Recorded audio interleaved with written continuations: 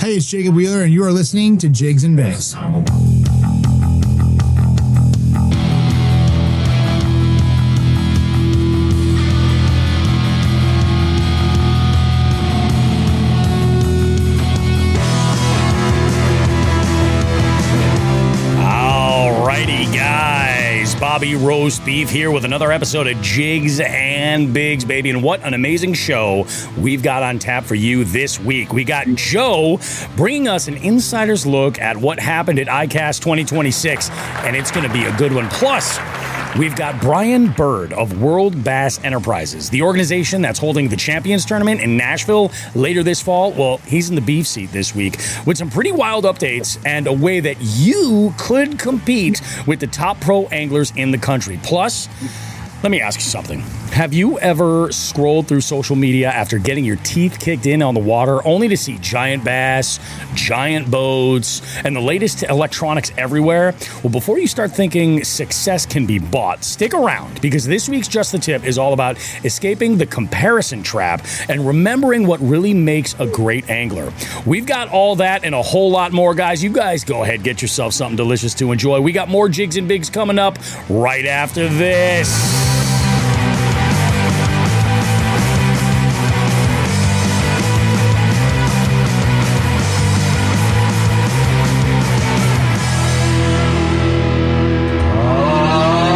100%, guys. We have an amazing show for you, and as if I mean, this is a big day. We got the original Who the Fuck is Joe Brown with us tonight. This is absolutely amazing. We got a great show lined up for you.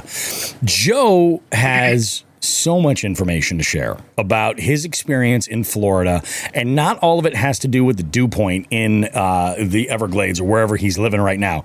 But we'll talk about all that stuff later. Let's get you guys caught up. If maybe you're listening to Jigs and Bigs for the very first time, and this is your first show, well, welcome. We're glad to have you here, guys.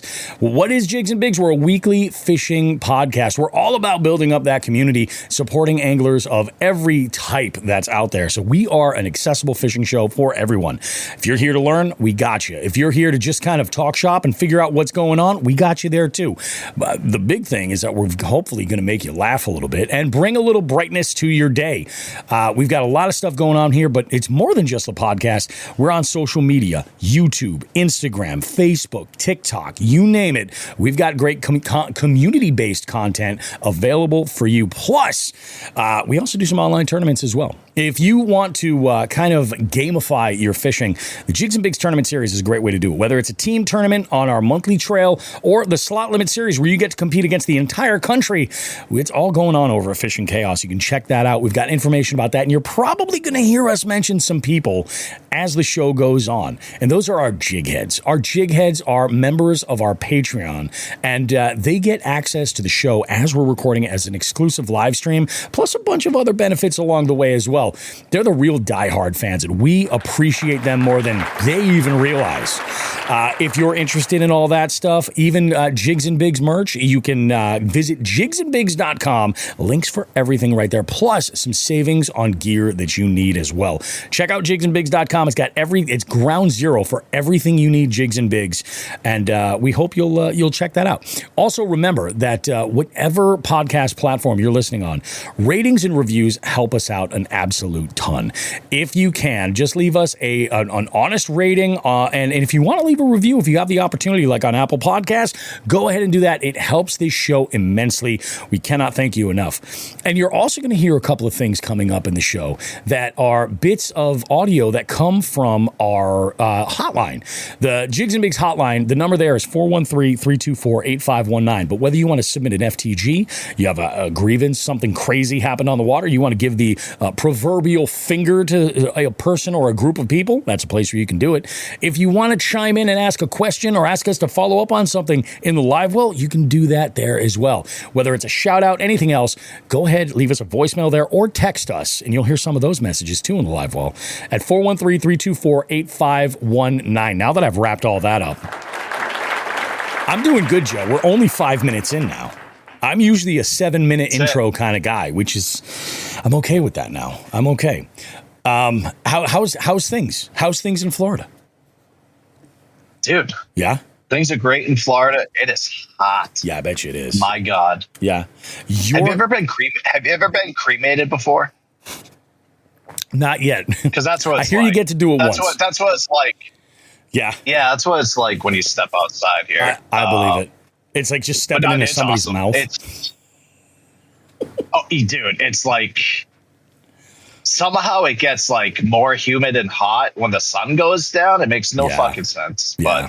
But we're having a blast, dude. That's awesome. Yeah, it's great. I'm not looking forward to the drive tomorrow, but it's a necessary evil. Gotta do it. Yeah, absolutely. And the one thing you don't have to deal with is the influx of smoke and air pollution that is blowing in from our friendly neighbors to the north, up in Canada. Right. There's wildfires going on right now. When you jumped on, it was like the first thing you asked me, like, so what's it like up there? Dude, Wednesday it was just yellow out. Like, I had to keep checking to see if I had my blue blockers on because I was like, it just seems so weird. It was the craziest. It was like looking at the world with like a filter. It was just bizarre. Unbelievable. So, I saw some pictures. Oh, yeah. I was just like, whoa. We got a handful of jig heads in here already. We've got Todd Sefton out in Michigan. We've got Brandon White out in New Jersey with us. We got Binya Outdoors up in Vermont, and we've got Pat Martin in Rhode Island. Binya says something here. He goes, driving home, thinking about all the 12 inchers I caught, which brings up a very good point. Binya is also our tournament director for the Jigs and Bigs tournament series. And 12 inchers should be important, especially if you're fishing tomorrow. As we're recording this, it is Friday the 17th, but we have a slot limit tournament nationwide kicking off on Saturday the 18th. And the slot is 12 to 17 inch fish. It's a catch 'em all style. And we've only got a handful of anglers in there. I'm curious to see how many more are going to sign up tonight because it's like Friday night's the big night. So who the hell knows what's going to happen? But we do have some storm activity in the New England area on tap. That might be scaring some people, thinking that they're going to have their day cut short, something like that. But it'll be interesting. It'll be interesting to see what happens. You got Pat Martin chimes in here. He says, when are you boys coming to Rhode Island for some snakehead? I'm down. I'm 100% in. I'll gladly come down to Rhode Island for some snakehead. Yeah, it's crazy. I look forward to it. You know, they'll be in the Connecticut River soon. Trust me. You know, in the fish elevator and shit, it's going to be a big mess. But Todd is out in Michigan, and he says it's bad here. He's way closer to the actual fire going on right there, and it's something. Joe, let me ask random question. Has anybody gotten the diarrhea parasite down in Florida that you're aware of? No, but it was released like a few hours ago as to where it was coming from. Florida? Did you see that latest? No, I didn't. It is linked to Taco Bell lettuce. Oh, really? Taco Bell lettuce. Huh. Yeah. Okay. Interesting. So is that what it's been for the last 25 years? It could have been. Parasites on the left? It could have been. Like, what's the difference? Yeah, how would you know? If you're like, oh, this can't be that bad. I just had Taco Bell. It's that bad, man. I heard about this like a couple weeks ago, and I was like, I haven't heard anything. Is this even real? Is this a comedy? And then I'm like, what the fuck? Yeah, it's freaking nuts, dude. It's lots of people in Michigan are getting it. Oh God, from Mexico. So Taco Bell is authentic. Taco Bell lettuce specifically, huh? I was trying to find the news article because I saw it on Facebook. I wonder if that's why it's so bad. Is because it's already Taco Bell that'll run through you. And then you add something on top of that. That's crazy. Dude, I haven't had Taco Bell in forever. Here we go. An outbreak of cycloparasis, an intestinal illness caused by microscopic parasites, has been linked to shredded iceberg lettuce served at Taco Bell locations across 5 states, sickening over 1,600 people. Wow. Eat it in the shower, Todd says. Yes. That's terrible. Oh, you never had yourself a shower taco before? Goes in, comes right out. Oh God. Shower cerveza, shower taco. The shower beer is a popular item. It really is. It really is. Popular. Speaking of showers, my wife and I had a contractor come by and do an estimate today on our remodel. And we started throwing around some actual ideas and some actual plans. Dude, I can't wait for this half bath to be done. I am looking so forward to it. Like, to save space, we're going to do like one of those overhead, like ceiling, like rain fixtures and everything. Like, oh, I can't wait. I'm buying a toilet with a bidet. Yes. Who wants to drink from the fire hose? I'm sorry. Shower beer, yes. Shower taco, no. Fair. Why don't we do this? I'm going to jump right into my week in review because I've had a couple of outings this week, but Joe has an abundance to talk about. So we're going to give Joe that opportunity, plenty of time. And I guess apparently there is something in the works that you're going to want to hear about. That's very exciting. So my weekly recap looks like this, guys. I got out a handful of times, starting with last Saturday. I actually took an early morning send out to work out some plans for the slot tournament happening tomorrow. So I fished that body of water. Started out in an untouched area to see how the activity was. It was not great. I was following along some outside grass edges specifically and fishing above submerged vegetation with absolutely no dice, throwing wake baits, floating jerks. Like, it was so still and it was good. You know, like everything looked like money, but it's just nothing. I did get around to this one back area with a ton of pads. And for all the Jigs and Bigs listeners that thinks that Bobby Roast Beef hates fishing topwater frogs, I don't.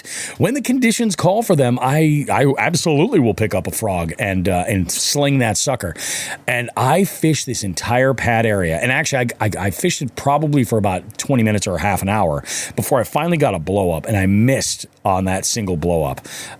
It's a good sized patch of pads, but because of that, I fished all the way through all those pads, and it was the only blow up I had. I was so pissed. I made a change, moved to a different area where I had mapped some ledges previously that I wanted to hit. And that's where I started to actually have some success. Finally caught a few of them out there, all of them on simple soft plastics, small finesse moving plastics, dragging some stuff on the bottom. I caught in reverse succession. I caught a 13, a 14, and a 15 all day. Definitely wasn't a stellar day, but all those fish would benefit me in the slot. So that's kind of what I was looking for. I've had a track record there where everything that I fished, like my average fish that I've caught there has been 15, which is smack dab in the center of the slot. That's great. That'll help me big time. I am fully expecting that I'm going to lose this sucker tomorrow, but I've had this theory that bad practice makes for like a good show, so we'll see what happens. Then on, what was it? Was it Tuesday or Wednesday? No, it was Tuesday. So Tuesday, I've been doing my weekly trip out with my wife. So Holly and I had gone out. We went out to this one reservoir that I had fished recently with a buddy of mine. And I discovered this bay that's got submerged, like rock piles and stumps and a bunch of wood. But the water level is so much lower that you can actually get eyes on a lot of this stuff and see it. So you're able to kind of fish it and do pretty good. And I'll tell you what, I put out a poll question after this outing, but I made one big cast with a wake bait, right? First cast, running that over some submerged vegetation. I got probably 2.5, maybe 3 cranks of the handle before I had a blow up, and I landed a 15-inch largemouth. Stoked. I actually didn't enter that one, Joe, intentionally, because the last time I was there, I caught a 15 as well. And like an idiot trying to use less cardboard or paper, I wrote the identifier on the back side of the previous month's identifier, and I had it on the wrong side in the photo. So I'm waiting for, actually, I got to talk to, Benny might even be in here. Dude, go and delete that so I can submit this fish as a replacement, because I meant to actually mention this to him earlier this week. But so I'm sitting on one that I can do an easy swap for because I've got the right identifier. But the problem was this. That was the only fish we managed to get in the boat, aside from on that same wake, a giant bluegill. But it brought, was that the first cast curse And it made me wonder. So this is kind of a learning opportunity. I said to Holly, I was like, this is a thing. They say that it's bad luck. If you catch one on your very first cast, that's it. Like that it's kind of a ruined day from that point forward. And I'm like, I always kind of wrote that off, but I'm like, I'm starting to think otherwise. We couldn't put another fish in the boat, Joe, at all. We would hook up, which was great, but we wouldn't land anything. Like they would shake off at the end, and they were all really small fish. So it wasn't anything super exciting, but this was like that first trip where I could really tell that Holly was getting frustrated. I could really, so much so that she cracked open the book. She brings a book every time just in case, and she decided to kill a few chapters of her Stephen King. I was like, uh-oh. In fact, like, she was using a couple of different bait casters and was having some difficulty with them. And part of that was on me because I wasn't adjusting the brakes for it and everything. And it was not great. She was a little bit frustrated. But I'll tell you what, I did bring out, this is the first trip out with that new arc spinning rod that I had ordered. It was coming in. The one that I initially had ordered for her, but it was like, I think she's really going to like the Mojo Bass, so we're going to go with that. What's funny is there's like an inch difference in height between these two rods. They are both medium, extra fast, but they feel entirely different. Like, that Mojo Bass rod is so much more of like, it's a great like bottom contact rod. You know, if you're throwing like a finesse jig or a Ned or something like that on the bottom, it's just, it feels much, much heavier. That arc, it's a Wes Logan signature. It's called the Bite Getter. It's a 7.2 medium extra fast. And dude, this thing is like one of the most, the best way, it's like the best Diet Coke ever. It's crisp. It's just like unbelievable. She hooked up on that. I caught one later in the week on it as well. Nothing impressive, but I caught on that as well. I'm like, this thing just is so ridiculously sensitive. It's like the difference between like over-the-air broadcast pre-HD and then like 4K, broadband. It's crazy. So, yeah, I mean, we definitely, we struggled. I fished a couple of different areas specifically just to try some stuff out. We decided to call it. We went out. We had lunch. We had actually a really good lunch. If you're out in the Berkshires, check out the Knox Trail Inn. I've eaten there before with Binya when we fished one time with Chrissy Fishing. And the food is out of this world. It's awesome. We had a real good time. Got home that night or that afternoon, and we called it. It was pretty good. Where else did we go? Oh, that's right. So this Thursday, I went to do another practice run where I'm doing the slot tomorrow just to see how it was going to go. It sucked balls. I caught one single rock bass on a wacky on that new combo.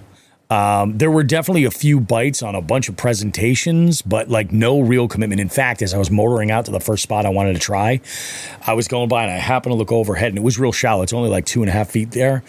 I looked down and I saw a big largemouth just cruising. And I'm like, so I just think that what I was getting bit on were rock bass and lots of bluegill that were just like pecking at some of these smaller baits. Just nothing at all. The good news is I kind of marked a few things that I needed to. I'm still waiting on go time from Matt over at Hank's to do the upgrade for my electronics. But I used what I have already and implied a tactic that I've never used before, and that's going from side scan and then going back over where I've marked spots with down scan. And doing that kind of succession is actually pretty cool. So I was able to mark some stuff that was good. I'm like, okay, they're not eating either because something's going on. Oh, Pat says no big worms this week. Nope, I threw big worms. Yep, big straight tail on a shaky head and a Texas rigged worm ribbon tail. Nothing at all. And that's why I'm thinking that, like, not even a tap. I'm wondering if maybe I did get a tap, like on the very end of one of those tails from a bluegill and just didn't even notice it. Quite possible. So it was that sucked. But I have this theory: bad rehearsal, better show. That's my theory. Bad practice makes for a better game. You know, I don't know what it is. It's just one of those things that I feel pretty confident about, and we'll see what happens tomorrow. I'm probably putting my foot in my mouth right now, but we'll see what happens. So hopefully tomorrow's a good one. I'm getting out there a little bit early. I'm going to get out there, load everything up. I was considering doing a video, but we're supposed to get a storm, and I just don't want to have shit getting rained on, cameras and stuff like that. But so yeah, that was my week this week. That's pretty much it. But Joe has actually had a very exciting week. Have at it, buddy. Oh, yep. So I'm down here at ICAST 2026, and we're going to talk about it. And first being, travel down here was pretty easy. Hit Buc-ee's a couple times. Took us a couple days. Took our time. Whatever. Got here. We got here, Friday morning to the campground. We're staying at the Fort Wilderness Resort and Campground. It's Disney's campground, so it's like a Disney resort. It's pretty awesome. And dude, as soon as we got here, we hit the ground running with the parks, with the kids. Oh, yeah. I am so smoked, dude. I feel like I could sleep for 3 days. Like between, if I was at ICAST or at the after parties, I was at the parks. It's just, I'm over the parks for a bit. And especially with it being so hot, dude. It is so hot down here. And but yeah, I won't get into the park shit, but we went to all the parks. We went to not all the parks, but we went to Epcot, Magic Kingdom, all the Universal parks, and we had a couple of them twice. But I had a blast with the kids. Kids had a great time. Super excited about that. I don't know if I told you, Bobby. The original plan was to pull the Jeep down here behind the RV, so we have our Jeep here. Yep. Well, the braking system for the RV, USPS lost it. Oh no. Sent it back and forth between Springfield and Shrewsbury 3 times, so it didn't come in time. So, I had to rent a car down here. So I have a bunch of points that can go towards rental cars. So I ended up renting a brand new BMW X7, the SUV, the third row SUV. Yep. Guess what happens? Oh, you didn't wreck it, did you? Someone hit and ran in a parking lot on me. Oh, are you for real? Dude, it wasn't bad. Little crack in the light in the back and a dent and some scratches. Mm-hmm. Okay. Dude, I turned that bitch in today, and how they didn't notice it. They didn't notice it. They're like, all right, you're all set. Dude, I brought Jeremiah with me. Yep. We literally fucking ran out of there, dude. You know That's what I mean? Crazy, dude. Ran out of there. Because, dude, if you think about it, that's probably fucking $5,000 worth of damage for that stupid thing. Oh, you know I bet. What I mean? Yeah, 100%. Yeah, so I was like, I think it was Taylor from Fish or Die that noticed it first when we were here at the campground. I was really? Oh my God, because the parking's so tight at ICAST. There's so many cars and the parks, who knows when it happened. Yeah, so that's kind of the funny story that I got away with. But let's talk ICAST, dude. Yeah. ICAST has been awesome. Day one, Dave Urkey, the Wolf of Walmart's here. Yep. As soon as we knew we were here, we found each other immediately. Love that guy. God, he's such a good human being. Dude. I love him. We spent a good amount of time with him. Tied one off with him. Well, he doesn't drink, but the rest of the crew tied one off. That dude can have a conversation with anyone. He totally can. And here's the best part. He was because, I'm very introverted. And he was making me go up and talk to people, which I needed. You know what I mean? That's he was awesome. pushing me. That's how I got to talking to the llama, Seth Fider. It's crazy. It's crazy. Yep. So, yeah. Yep. So, dude, day one was great for us. I really didn't do any walking around till day 3. So we're pretty busy at the booth. Yep. Which is good. A lot of tire kickers. but Taylor was able to get some pretty good orders in it from, what it looked like. And, one thing for those of you who aren't like huge in or don't like know a ton about ICAST. So ICAST isn't an expo.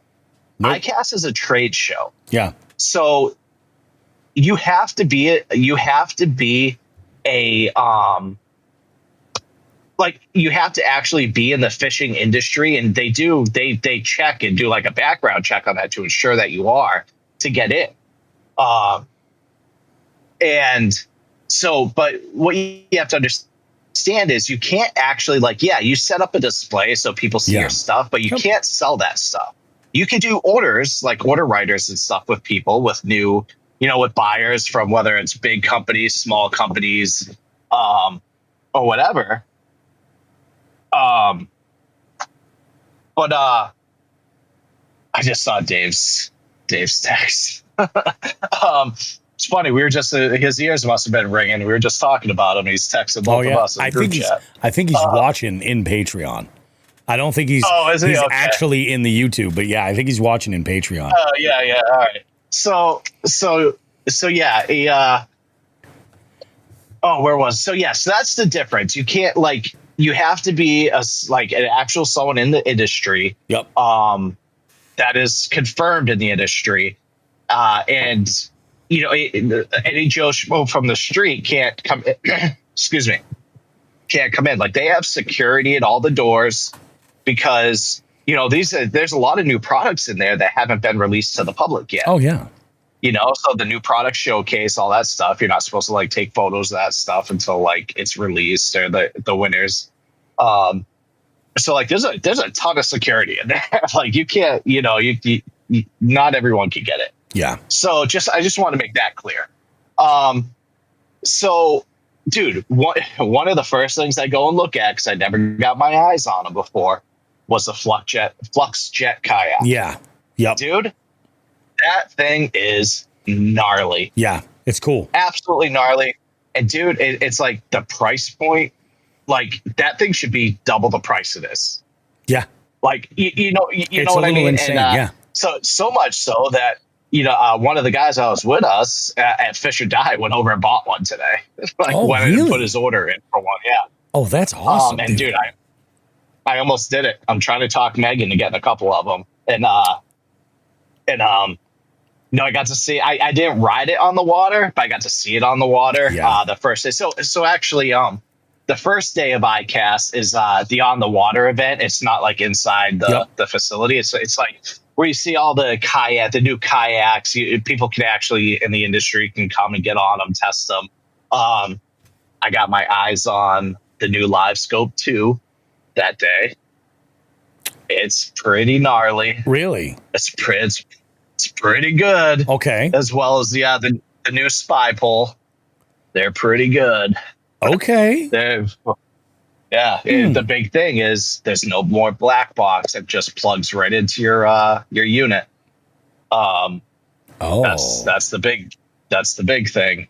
Yeah, dude. No more black box. No shit. Okay. Yep.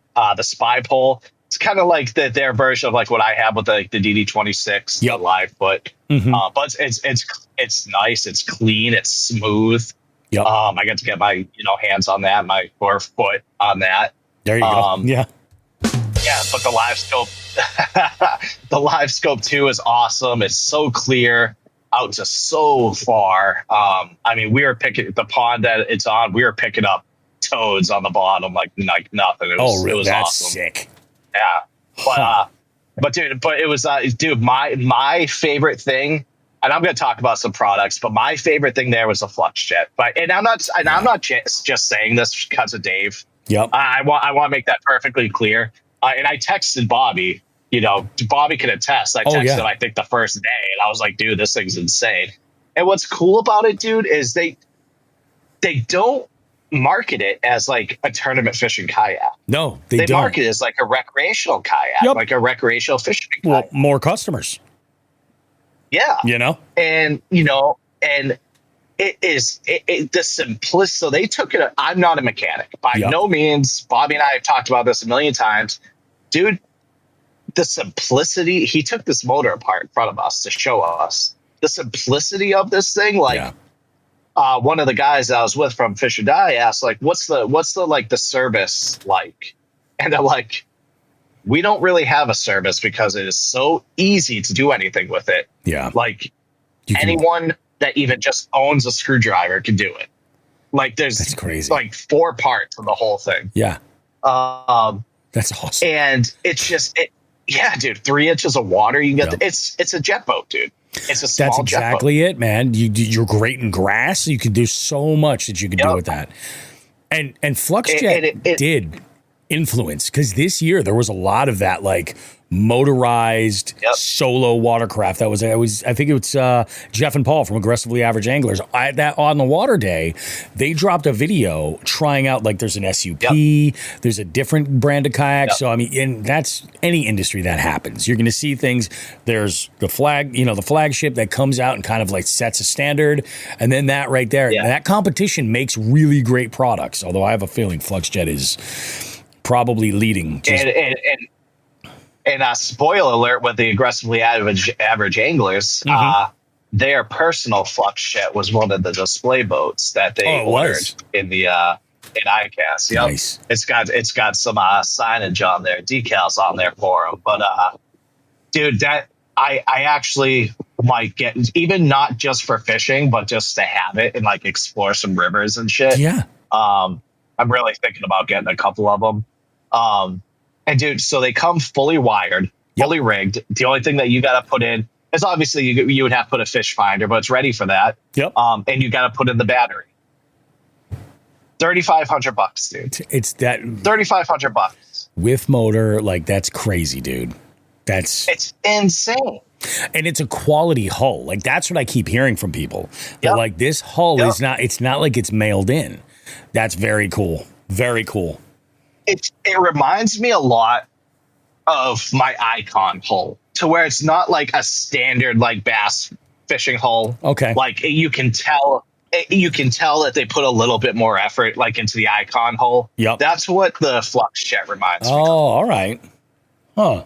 Like, just, you can tell that it's not just like a standard kayak hull. No. It might not look, and it doesn't look like a standard kayak hull because they put the extra time and effort in to address things that other manufacturers may not. And I'm no expert on kayaks by any means, but that thing's pretty gnarly. Another one of the cool things, Bubba scales. Dude, I know. Tell me about it. What? Tell me about it. I've seen this thing. The bump board. That too, dude. I got my hands on that too.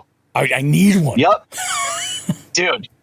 Are you talking about the one that it inputs the measurement for you and everything? And the electronic, it marks the smallest, so you know what to cull. Like, yes, and it looks right into the app. Yep, like it's that thing's cool, and it's I forget I want to say it was like $239.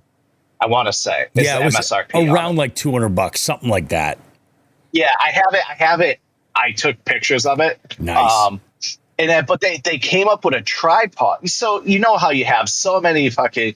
I mean, you have seen at tournaments the scales that they have where they put like the laundry basket. So and all that. So Bubba is a very, very accurate, very intricate scale. Yeah. So much so that like that's the scale that MLF uses. Yep. Right. So they designed a tripod that the Pro Series scale goes in through the top of it, and they have a weigh-in bag that hooks up to the scale, and it's basically a traveling tournament. It turns into a traveling tournament. Oh, scale. Really? That's awesome, dude! It's wicked cool. Yeah. So I was really impressed with that. Believe it or not, Z-Man came out with an Elastec stick bait that sinks. I saw that versus too. They're floating. Yeah, that thing is pretty cool. I was really impressed with that. I got a photo. Brian Latimer, Beyond Braid. Yeah. Beyond Braid I'm gonna be the first one that tells you I think their brain is absolute dog shit. But their tools are not bad. Yep. And they came out with a full toolkit, right? It's under $40. It comes with braid cutters, scissors, hook extractor, lip grip, metal lip grip, lip grippers. Okay. And a knife. All in the kit. Under $40. And their quality. Their quality. I got my hands on them. Under $40 for the whole kit. No kidding. Oh, that's good to know, man. Because those are the things that you go through all the time and you're losing. So, like, just to re-up and be like, yep, this is what I need. Boom. So that will be in my box. The Cinch Artisan Gill Wake and Bake or Wake and Crank, sorry. Wake and Crank. That thing's gnarly. That was the one thing that won the best in show. That was like, yep, they got that one right. Yeah. Let me see. So, like, before I get into some other things about, guys, stick around because I got some tea about ICAST. I don't have big news. I have some tea. I like tea. And I'm kind of like, I might lose some friends in the industry for what I'm about to say. But before we do that, I want to just go over some of the stuff. So here's your overall best in show was the Rhino 30. It's a 2-piece medium spinning combo. It's a fucking standard spinning combo that you'll see. I feel like you'll see it at any fucking Bass Pro. So, like, whatever. Like, the fact that won overall best in show, and freshwater wheel, the Shimano Corrado DC 150. It's cool. It's cool. Like, it's a Corrado DC. You know what I mean? Yeah. The Triumph freshwater rod was the St. Croix Triumph, which has been out for like 15 years. They just fucking just updated, tweaked it a little, updated it, and that one. We talked about the Cinch, Crush City, the CEO. Listen, it's a cool bait. What I'm going to tell you right now is I saw all the best in show entries. There was 10 baits that were better than that bait that just didn't have a big name on them. Oftentimes, that's what it is. Yep. You know? And we'll get into that. So there's 10 baits better. It's a nice bait. Don't get me wrong. The Crush City CEO is a cool bait. Yeah. It wasn't the best bait that was there. Of course, another chatterbait came out. Always. The urchin rig from G-Rat is actually pretty cool. It's pretty cool. I'm not even going to talk about the line. The basic deep urchin bait box is pretty cool from Busby. It's pretty I don't have enough urchins to where I give a shit or I'll ever buy it. Yeah, but it's a well built thing that they're going to sell a lot of them because we know how hot the urchin baits are. Oh, definitely. And then the big one, obviously, the Live Scope 2 won the electronics. The Spy Pole from Garmin won the motorized accessory. Mm-hmm. And, that's pretty much, I'm not going to get into the saltwater shit, obviously. Dude, 2 years in a row, there were so many urchin baits put in there. To include Fish or Die. You know, we put one in there too. Yeah. You know what I mean? We put that in the 8-inch Shivan. And the new 8-inch Shiv that he did. So, you know, that little rolling, almost like Demiki bait, he did an 8-inch. It's pretty gnarly. It's pretty badass. But, so obviously he didn't win, but like I said, there was 10 baits that were better than that CEO. That's the thing. It's, and we actually, I'm going to spoiler alert. We have a question about this in the live well. We're going to talk a little bit about it there. But that's the thing. That's just how it is, man. In most industries, that's what happens at these things. To get that upset about it is not fucking. So one thing I will say is last year I was like, man, there's not as many smaller bait makers, shops, shit like that here. Yeah. I was like, that's disappointing. I wonder why. And let me put this into. So we're going to go into the good, bad, and ugly. Okay. About ICAST. The good. Let's talk about the good first. ICAST is the craziest networking event for the fishing industry you could ever go to. Believe that. Both on the show floor and the after parties. Whether you drink or not, the after parties are the coolest networking scenarios. Like you wouldn't believe the people that you're drinking beer. Like, dude, I was like star-studded so many times. Like throughout, you know, just out drinking beers or whatever. I'm not going to toss a bunch of names. Not that people like, but I don't know if all these people want people to know that they're out tying one off. You can tell the world that you were doing keg stands with Bill Dance. It's okay. I was. It's okay. I was. But dude, it's just like there's a couple like Coley, Cupcake Coley. Oh yeah.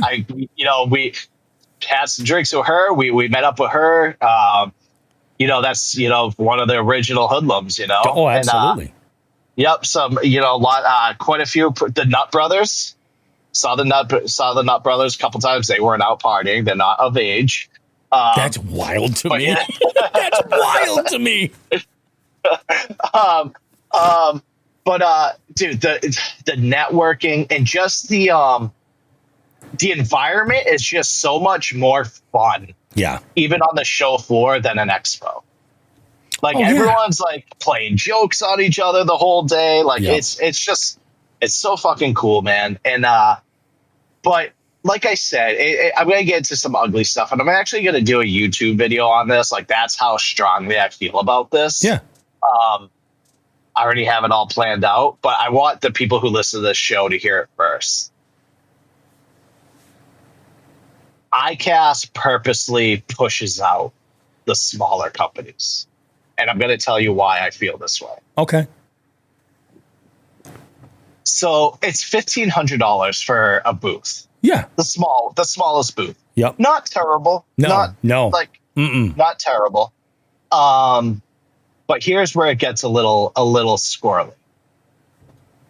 So, what day was it? I think it was Monday or Tuesday. We start setting up. Taylor gets down there. He's got his trailer. Not a very smaller display than he normally does, so it wasn't too bad. He had a dolly that we load everything up on. A 4-wheel dolly, got everything on. We go up to the door, the big bay door. There's like 3 security people. Yep. They don't let us in. And here's why they don't let us in, Bobby. For a 2-wheel hand truck, you can bring that in, right? It's okay. Yep. As soon as you put 4 wheels on the ground, it's $186 bill. Can I tell you something? What? It's like that at every trade show. Is it? Yeah, dude, that's how it is. So just for reference, when I would do like Mobile Beat, when Mobile Beat was Mobile Beat, that's for those that don't know, it's a DJ trade show, follows the agriculture trade show in Vegas. And it was the show to go to. $5,000 minimum for a booth. Yeah. Okay. It's everything's union there. You have to use their people. Yeah. Every little thing they charge for. I mean, it's like the venue, and it's not necessarily ICAST. Sometimes it's the venue that they're using.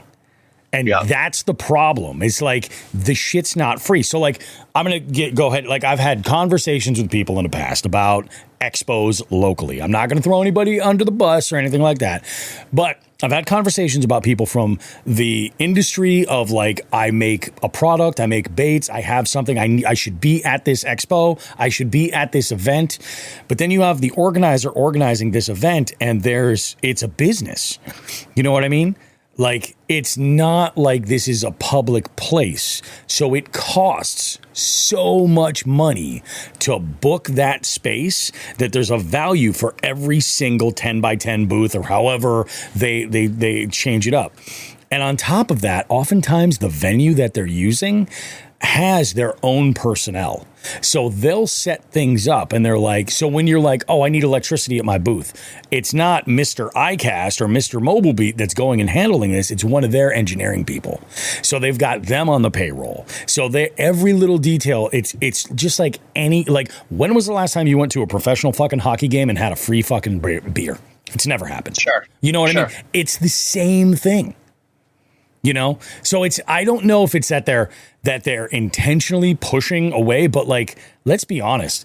If you're a smaller industry entity and you're entering into this game, when people use the phrase, the cost of doing business, that's the shit they're talking about. So like, if you're going to, and like, I mean, obviously, like, you know, Fish or Die was there, but I'll use another example. HH Customs. I love HH Customs. Yeah. So let's say that Corey decides to go and do an event there. Well, his bladed jigs are amazing. Yeah. But they don't have the name that Z-Man has. So if Jim Bob McGee from, you know, Ass Nuts Bait and Tackle is doing a full order, it's in that moment that he has to make a decision. Do I want to bring in something people aren't familiar with, or do I want to bring in the same thing that people have been buying for years? And that's a very hard thing to get past and take a risk on, especially when you're talking about some of these dudes might have minimum orders. They might require a minimum order just to make it worthwhile. Yeah. You know, like. Yeah, I guess, like, yeah, I can see it. I can see it from that angle. Yeah. I guess, you know, where, like, I could understand if they're like, oh, no, man, if you need a forklift or something, it has to be us and we got to charge you. Yeah, I see that. Yeah. But it was like, we literally had a guy next to us with one of those 2-wheel dollies that go into 4 wheels. And they're like, nope, can't bring that in. He's just picked it up. Folded like, it up. All right, you're good. You're good. Isn't it crazy? I'm like, wait, what? Yep. And, you know, they're like, luckily, you know, with Taylor being a first-year exhibitor, after he talked to some of the bosses, they end up letting us go. Sometimes that's all it takes. And then so the other thing is like, and granted, this is for Taylor's first time at a trade show versus an expo. Expos, powers included. You know what I mean? Everyone gets it, and here everyone has an outlet. Right. Yep. Everyone has an outlet at their booth, but to plug into that outlet, it's $386 for the week, for the 3 days. For the 3 days. Yeah. I don't even want to know, dude. It's like $500 a day, dude. Some of these fucking things. I'm telling you, man, this is not surprising at all. Like it's, you know, but like. You've been in the industry for a minute, or industries. Yeah. This was my first time. Like, I've been at the trade show, but being an exhibitor at the trade show, this was like, or being involved in, this was my first time. When you see it, it's like, you're like, oh God, I can totally understand why. And that's why, like, it's very so when I talk to somebody and they're like, you know, we're talking about their brand or whatever, and I'm like, oh yeah, you guys going to go to iCast? I'm like, I can't afford that. Are you doing any expos? I can't afford that. I get it. Like, but over time, like, it's the most bizarre situation, because it's like, you're in this to make money. Yeah. It's capitalism, guys. You're in this to make money. You're in a business to make money, but you're going to shame what is essentially another business trying to make money, which is the venue that's like, they're not like, oh, fucking, we love fishing. Come on, guys. Fucking, let's go. Yeah. You know, and then when you look at, especially with iCast, like, we're looking at this as like primarily bass anglers, but like, look at like the dudes that are making stuff for like fishing for marlin. You're talking about millions and millions of dollars that go through there. It's like, why are you just going to give up your facility and not get a piece of the money that's going through? I mean, I wouldn't expect somebody to be like, oh, listen, man, you know, I need a house. Can you hook me? Come on. Yeah, I get it. But it's just like, I guess I haven't been on this end of it. And like, to the point where, dude, we went and got those fucking sticky dome lights that you just like press and they turn on. Yeah, battery operated ones. Like, I ran to Walmart. I was like, he's like, you know, because Taylor's a small company. He's on a budget, dude. Like, and I was like, he's like, hey, I have this idea. I was like, let's do it. Like, fuck it. Let's do that. Yep. Like, stick it to the man. You know what I mean? And it's those little tricks that as you pick up on them, you'll be like, oh, okay. All right. I can save a little bit by doing this. Bring a jackery. Yeah. Yep. You know? Yep. I told us, like, we should pull the diesel generator out of the fucking RV and just run that. Yeah. We're not plugged into anything. Hell yeah. What's this giant cable doing? Why is everybody so lightheaded all of a sudden? It's going to be like that movie, The Fog, where people just want to smoke. They're just starting to pass out from all the CO2.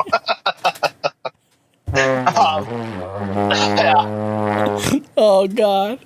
But so there was that. I was like, man, that's kind of fucked up. I was like, that it kind of could explain why there's not a lot of small businesses here, because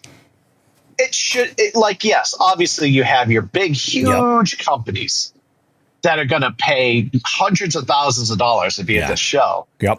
But it would be nice to see some of the smaller guys, because this is their chance to get people into their shops. Yep. That they wouldn't have a chance any other way. And it's interesting, too, because like ICAST specifically, like you said it from the get-go, like it's not an expo. You can't go there. You're not going there with inventory. You're going there with demo pieces. Right. You know, so you're not bringing like cases and cases and cases of soft plastics or jigs to move them. You're taking orders for other stuff. Some of the small businesses that are out there can't do the numbers to fulfill the orders that they could be making. Like it would almost be detrimental to them to have a work order like that. They're like, that could be it. That could be a huge, that you bring up a great point. That could be a reason why a lot of small companies don't. It's like I like to say, like I have this conversation with a lot of people regarding expos and stuff, and this comes up, and they're like, oh, well, I keep hearing from people like, you got to be at this show. You should be at this show. Yeah, but it might not be affordable for you to do so, you know, like, and it's always a gamble too. Like, especially if you're selling, even at ICAST, like I said, it could be a gamble. You show up and you're like, Dick's Sporting Goods rep walks by, and they walk right by your company, and they're like, I don't know, maybe when it's a little bit more popular, we'll put in an order and see what's up. Because they're not necessarily, you know, they're going to stock up on what they know that sells. Their selection sucks, but you know. Yeah, it's great. And you actually brought up a good point, because Taylor straight up says, if Copper, even like Copper State, like it would be cool to be a Copper State, but fuck, hopefully it's not a huge order if they do. You know what I mean? Oh yeah.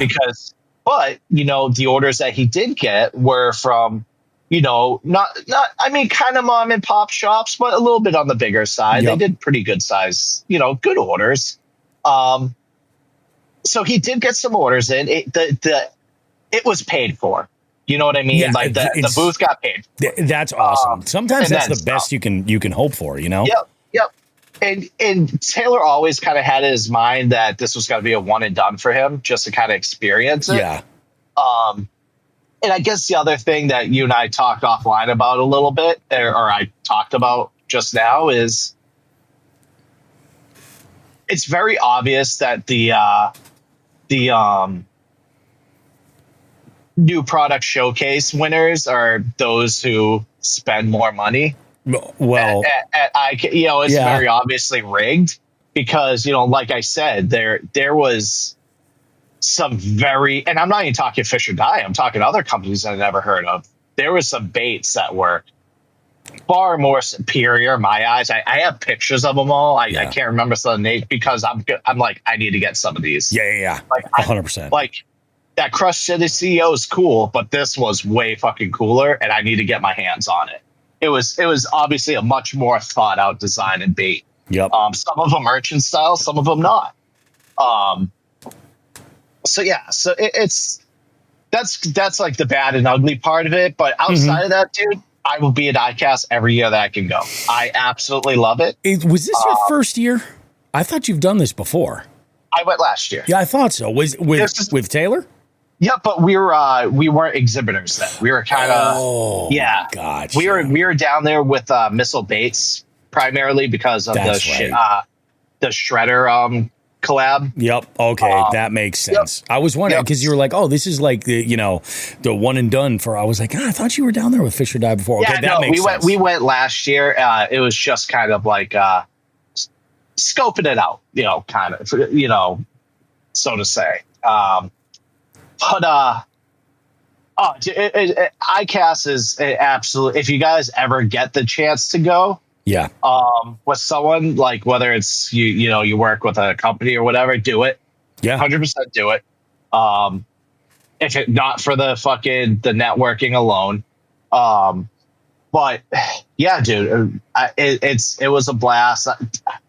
I saw one of the craziest things, Bobby, I've ever seen, and I tried to get it on my phone, but my phone was like too out of reach, and it would have been too obvious. Oh, okay. So, the booth next to us was a Chinese-based company. Yep. For terminal tackle. Real nice. Actually, I got my hands on some. The shit was awesome. I hate to say it, but it was fucking awesome. Yeah. Oh yeah. So guys, when I say this, I'm not trying to be racist. It was just like a crazy thing to see. Oh God. No. It's okay. It's okay, Bobby. It's okay. Okay. It's okay. They were Chinese, and then they had another Asian guy who obviously wasn't Chinese. Yep. And they were trying to have a conversation in broken English with one another. Okay. My God. I don't know where this other guy was from. No. But it was like, I was like, this is blowing my mind right now. I was like, this is kind of funny. I was like, I gotta get I was like, this is gonna be in my mind. I was like, this is gonna be the best TikTok ever. This is gonna be the best TikTok. Dude, it reminded me of the Chinese and the Japanese guy in fucking South Park. Yes. Okay. Like, okay. Oh my God. Everything you're saying. Oh man. So like, but they do terminal. Yeah, they're a manufacturer. They're not. They're a manufacturer. Gotcha. Yeah. Well, because a lot of terminal is imported, and I'm wondering 90% of it these days. 100%. That's crazy. Yeah, but dude, they had a really, and again, it's manufactured. So I can't call them an order unless I'm doing fucking 100,000 of them. Yeah. You know what I mean? Exactly. But their Giga rig. Their Giga rig setup was sick. That's what I was thinking, dude. Like, if not for even working with somebody else, as a buyer going down for AVF, that gives you some real So, what was it? Let me ask you this: representing AVF, what was the JDM like? Was there any representation of JDM in there, stuff, or that was JDM inspired? Inspired, sure. Gotcha. You have your Daiwa and your Shimano will have a small little snippet of their JDM shit there. Yep. But it wasn't like Columbus where you'll see JDM centric booths. Gotcha. Lots of Chinese manufacturing booths. Oh, for sure. Yeah. Dude, I didn't even see all of ICAST this year. I didn't even get to see all of it. Just because number one, it's huge, and number two, it was pretty busy for Taylor, so I want to make sure I stayed at the booth. He was having a lot of conversations. Dylan Fogarty got up on the tank for Fish or Die. It was awesome. The fit, he put the 8-inch shiv in there, and they fucking were annihilating it. It was awesome. Oh, really? That's awesome. Oh yeah. It was. Fun fact: what's the bass on TikTok and Instagram that the kid's been growing forever? Is it Gus? Is it Gus? It's Gus. I think it's Gus. He was in the tank. Shut up. He brought him, dude. That's amazing. He was in the tank. God. That's cool. How cool is that? That's real cool. That fish is famous. Because he's 3.5 pounds now, something like that. Oh, yeah, he's huge. Yeah. Yep. Although, I will tell you, is it, who is it? Pig Patrol TV. Okay. He's got a bass too that he's been feeding live bluegills and stuff like that. You know who else I met? I can't. Oh, brain fart. So one of the most viral bass fishing videos of all time. The dude in the kayak, the black dude in the kayak. Loses his shit. I hung out with him for a little bit. No way. There. Oh yeah, he's a good dude. We're talking. Well, of course, Dave got us to talk to him because Dave goes right up to everybody. Where I'm a little bitch in the corner, sipping on my beer. But so he's a good dude. Dude, overall, fucking phenomenal time, dude. I'm always starstruck every time I go there. Yep. I'm such a bass fishing nerd. Steve Harvey was there again. He was there all 3 days. 2 days. You know who wasn't there? I brought Jeremiah for 2 days. Oh, to ICAST? Dude, I bet you he was in his element right there. He's got his fucking badge now. He's with his QR code, and if you do it, he comes up, his name with Fish or Die comes up now on Google. He's like, this cool. Is the shit. You know what I mean? This motherfucker. So Friday, people just give away shit. Oh yeah. This motherfucker has a full Fravel bait bucket. Aerated bait bucket that they just gave to him. Yep. He's got hats. He's got baits. Nice. Dude, him and his friend are building a John boat right now. Really? He somehow got fucking rod holders for it. That's awesome. He's got three rod holders. I'm like, what the fuck? Dude, he's coming. He's got 2 of these giant Cast King totes. I was like, hey, dickhead. You realize we have to go to the airport after this and drop off the rental, right? So this kid's walking through the fucking airport with his filled to the brim Cast King bags. Dude, to be a kid at that kind of an event, everybody's gonna throw you a bunch of freebies and stuff because that they got to see that. I do have a question for you. Yeah. Did you bump into Derek, Squatch County Fishing? I tried. All right. I tried. So something happened. And when I tell you that ICAST is the size of, 6 to 8 Columbus Fishing Expos, it's no bullshit. Yeah. You never it legitimate. If you want to spend time to check out everything, it'll take you 2 days. And I think he was only there for a day because I saw his recent story. Yep. Where he had a traveling hiccup and didn't get to spend the time there. Yep. So I'm going to message. I want to try to message him myself. And be like, dude, you were the one person I wanted to run into there. It's funny you say that because I DM'd him last week and I was like, dude, we got to get you on the show soon. He was like, definitely. He goes, I'm going to be in Florida this week, but we can definitely set something up afterwards. I was like, great. I was like, I forgot you were going to ICAST. I go, if by chance you happen to see the Fish or Die booth, my co-host Joe Brown is working with them. If you want to bust his balls about missing a bunch of shows lately, he would lose his mind. He's a fan of your stuff, and it would be the icing on the cake to the chop busting that the listeners have been doling out to him over the last week. And so we're going to have him on the show. And I would have died, dude. Dude, I was like, that would be amazing. But I saw us. I was like, I bet you didn't bump into him. I want to make sure that I'm on that interview. Oh, yeah. Yeah, so, oh, shit. So Jeremiah comes on there. He comes with me. Yep. And they're at the fishing pond. There's a few fishing ponds here. And they're up there. This kid's fishing. He's like, yeah. He's like, my dad was at ICAST today. Jeremiah's like, oh, yeah? Fucking hops on his bike, comes back. I see him. I'm like, what are you doing? He's like, oh, nothing. Puts on his fucking lanyard. His ICAST fucking badge and goes back. Just show yeah, I was there. I was at ICAST. Which was, and he told me after the fact. I was like, oh, that was pretty epic. But yeah, dude, it was dude, it's so cool, man. I really want to get you down there somehow. Whether we do it Jigs and Bigs, AVF, can, whatever. But Yeah, dude, great time, great That's people. Awesome. Always great to see Dave. Always great to see Taylor, Dylan, and Kyle Living House were with us. Mm-hmm. Actually, have you heard, does the name Crash Out Corinne Fishing ring a bell? You know what? Just in the past couple of weeks, I think I've seen that on Instagram. Okay, so she came up to the Fisher Dive booth. I had a bit long conversation with her. That's awesome. Yep. So I told her to DM me if she wants to come on the show. For sure. Or whatever.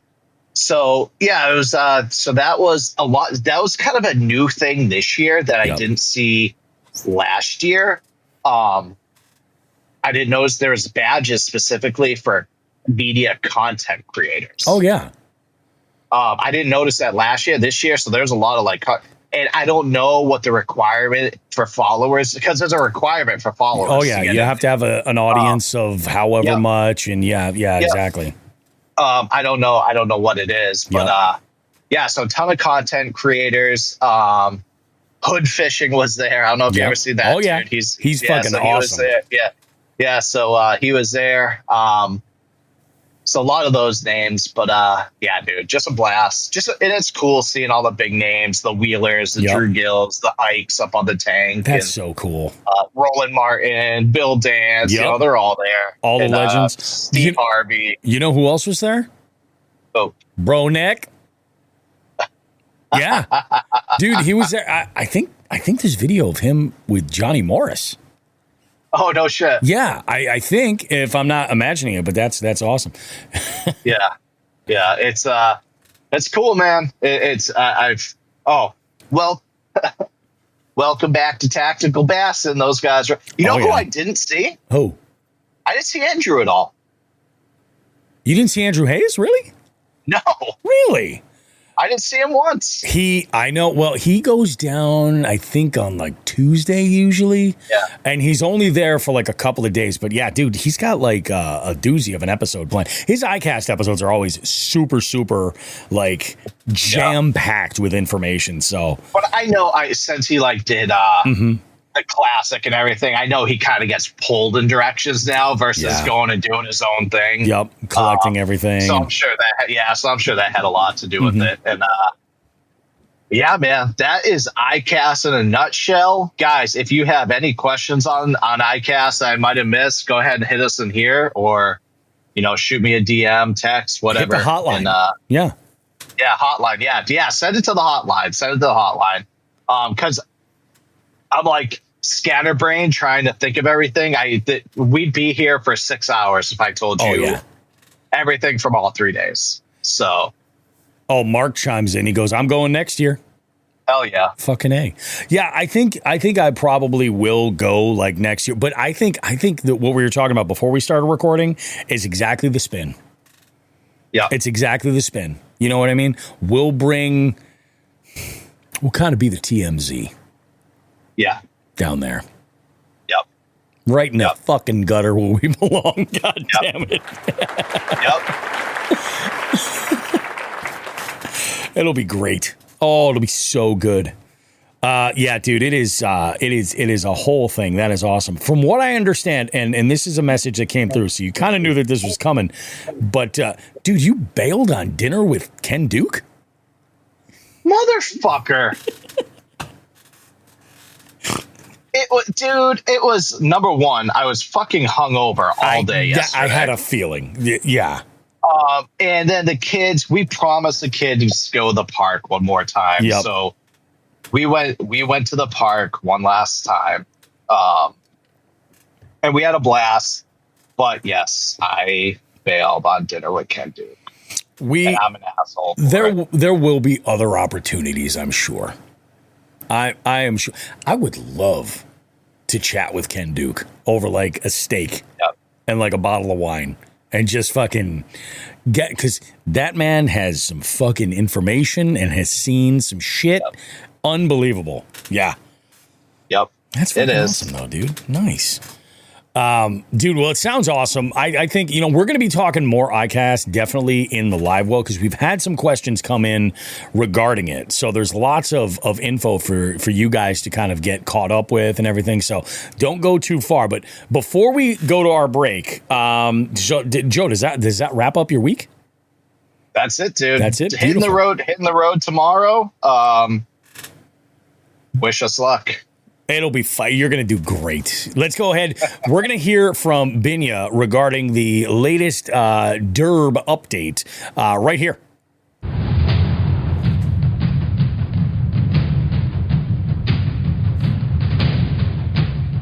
Hey everyone, Binya here with a tournament standings updates. We have 3 new teams in the top paying spots this month. We still have a little bit of time left in this event, but I'm very happy to see some new participation, some new blood in the event. Coming in at 5th place, we have the main show, one of those new teams, at 95.25. In 4th place, we have Bobber Down at also 95.25. Claiming that place to be a tiebreaker. In 3rd place, we have Team Geronimo with 96.5 inches. In 2nd place, we have Puddle Pirates, which is one of the new teams coming in with 103.25 inches. And MYA, yet another new team rolling up the top with 106 inches. We've still got a little bit of time left in this event, so I think these standings will be shaken up a little bit. But again, I'm very happy to see some new participation, some new blood. We had a higher record of anglers this month than last month. We also have a Texas series. For those of you around Texas area, the Duo Series is coming to you starting August 1st. Don't forget to sign up for that as well. I am looking forward to August with the tournament series. I really am. We do have a number of folks that are already in the Lone Star region, which is just going to be freaking awesome, dude. So looking forward to it. August is going to be sick. The BCRF fundraiser slot limit series that happens on August the 8th is starting to fill up as well. So if you guys want information about our tournaments and stuff and you're curious about them, you can go to jigsandbigs.com, and on our main page of links, there is all kinds of information for you guys to check out and jump in and check out rules, check out the regions, everything else. And by next year, the goal is to have the duo nationwide. That's the goal. We're working on it. And had some great conversations, actually, regarding some of the pairings of some of the states to make different regions. So keep that information coming via the hotline or a DM or email, anything like that. But we got Dave Urquhart. We got the Wolf of Walmart with us. Dave. Hello. Live from ICAST, from Florida. Live from the Days Inn. Dude, you're standing at Days Inn. That dude's been busy.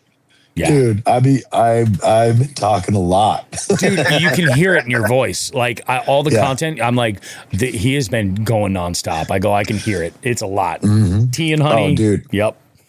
Dude, it's so bad. I mean, Andy, my buddy Andy Wienerfingers, he always tells me I got the gift. I can talk to a brick wall and keep a 2-hour conversation. So, oh yeah. Yeah, that's basically what I did almost all week, dude. It's been so epic, like so epic. Now, this is your first iCast, right? 100%. Like, I shot a video before I got on my plane, like before I left my house. And like, I've been doing small videos. I'm going to put a little edit together of just like, this is my first time ever doing anything like this in my life. And it was like incredibly overwhelming and like incredibly like soul fulfilling at the same time. Oh, yeah. Like, yeah. Yeah, dude, it was so awesome, dude. It's so awesome. It is kind of crazy because, like, with these trade shows, it's very, very interesting because as much as it is a business trip, and it is very much business. I mean, like what Joe and I were talking about before about just the cost of being there and everything. Like, it's very much business, and people are very serious about what they're doing. But at night. It is, and it doesn't matter what the industry. I will say the only one that's different that I've ever done was the bar and nightclub show in Las Vegas, because that's a party day and night. It's exhausting, but like, yeah. Actually, I got a funny story now and Dave can attest to that. Okay. I love that shit. So I actually forgot to mention this one. So I mentioned Seth Finer, like we saw him. Yep. We roll into a place. We roll into a place, and dude, the first person we see ripping a dart in the parking lot is Seth Finer. And dude, so I go, I'm gonna say what's up to him, dude. I'm already half in the bag. I'm gonna say I can't figure out the windows of the BMW. So, dude, he's just like staring down at me. he's just staring down at us like, what the fuck? So I'm like, okay, I'm just gonna go park. So we park and we walk up. I go, dude, I'm so sorry. I'm sorry. Oh, it's been done. He's telling a story. No, Bobby, it was hilarious. He rolls down the back window and Seth's looking at me, and I'm all. That is to a T, like trademark Joe Brown. Yes. So here's the best part. I go over to him like in the parking lot. I go, dude, I'm so sorry. Rental, I couldn't figure it out. He's like, dude, I didn't know if you were gonna mug me, fucking shoot me. Like, That's so like, cool. no, I'm just trying to tell you, I'm a huge fan. Yeah, dude. Oh, dude, it was so epic. Oh my gosh. Did you talk to him about the old Big Red or Old Red, that place that you took me to begin with? Oh my God, no. So me and Joe were like, the weekend review isn't done yet, Bob. Okay, all right, perfect. Oh, I'm so sorry. I don't mean to like extend your show. No, but go for it. I should have told this story. So Joe and Meg, I'm like sitting out in front of my hotel, and they come and pick me up because we're like, we have to hang out. We have to hang out. We have to hang out. So he pulls up. I don't even look at the car, dude. I'm just like, oh, they're here. And I get in the car, and I'm like looking around the back seat of this car because I'm in the back seat. I'm not even looking for emblems. And I'm just like, man, like Jeep has really stepped up their game. Like, this is nuts. Right? That's awesome, dude. So I think it's myself. I don't say anything because I'm not a Jeep fan, so I'm not gonna like give them the benefit. And so we're driving till we get to the first place. It's like, what is it, Old Reds or something? And they don't let us in. They're like, no, there's a private party upstairs. You can't come in. I'm like, what the hell? No, we're sitting downstairs. So we go around to another door. We get in, and Taylor and them are all in there. So it's me, Meg, Joe, sit down. Well, they asked us. They asked us first. They go, hey, are you with the private AFCO party? Yeah. And yes, of course you are. Yep. Of course we are. Yes. So we go in, and they're like, yeah, AFCO party's upstairs. Like, yeah, we're just gonna go get something real quick, So we go sit down with Taylor and just everybody. And so we're sitting there, and they're like, AFCO party's upstairs, and they're like, well, they're not serving us drinks down here anymore. I'm like, well, they're probably serving them upstairs. And they're like, well, it's a private party. Like, we can't get in. I'm like, I'll try. What, they're going to tell me no? You're the guy that's I wasn't in there in the first place. Yeah. So I just go upstairs, and I see this dude with a cool shirt, and I have a cool shirt on. And I was like, hey, you have a cool shirt. And like security's like, hang on. I'm like, hey, what's up, dude? I love your shirt. He's like, oh, what's up, bro? I love your shirt. And I just kind of walk past security. We high five and like kind of start broing down. And then his whole group of friends like kind of circle around me, and we just start chatting. And then I just walk over to the railing, and I'm like, and I get no, he's downplaying a little bit. It's like a loft area. He didn't go like this. He didn't go like this. He went like this. I can definitely see that.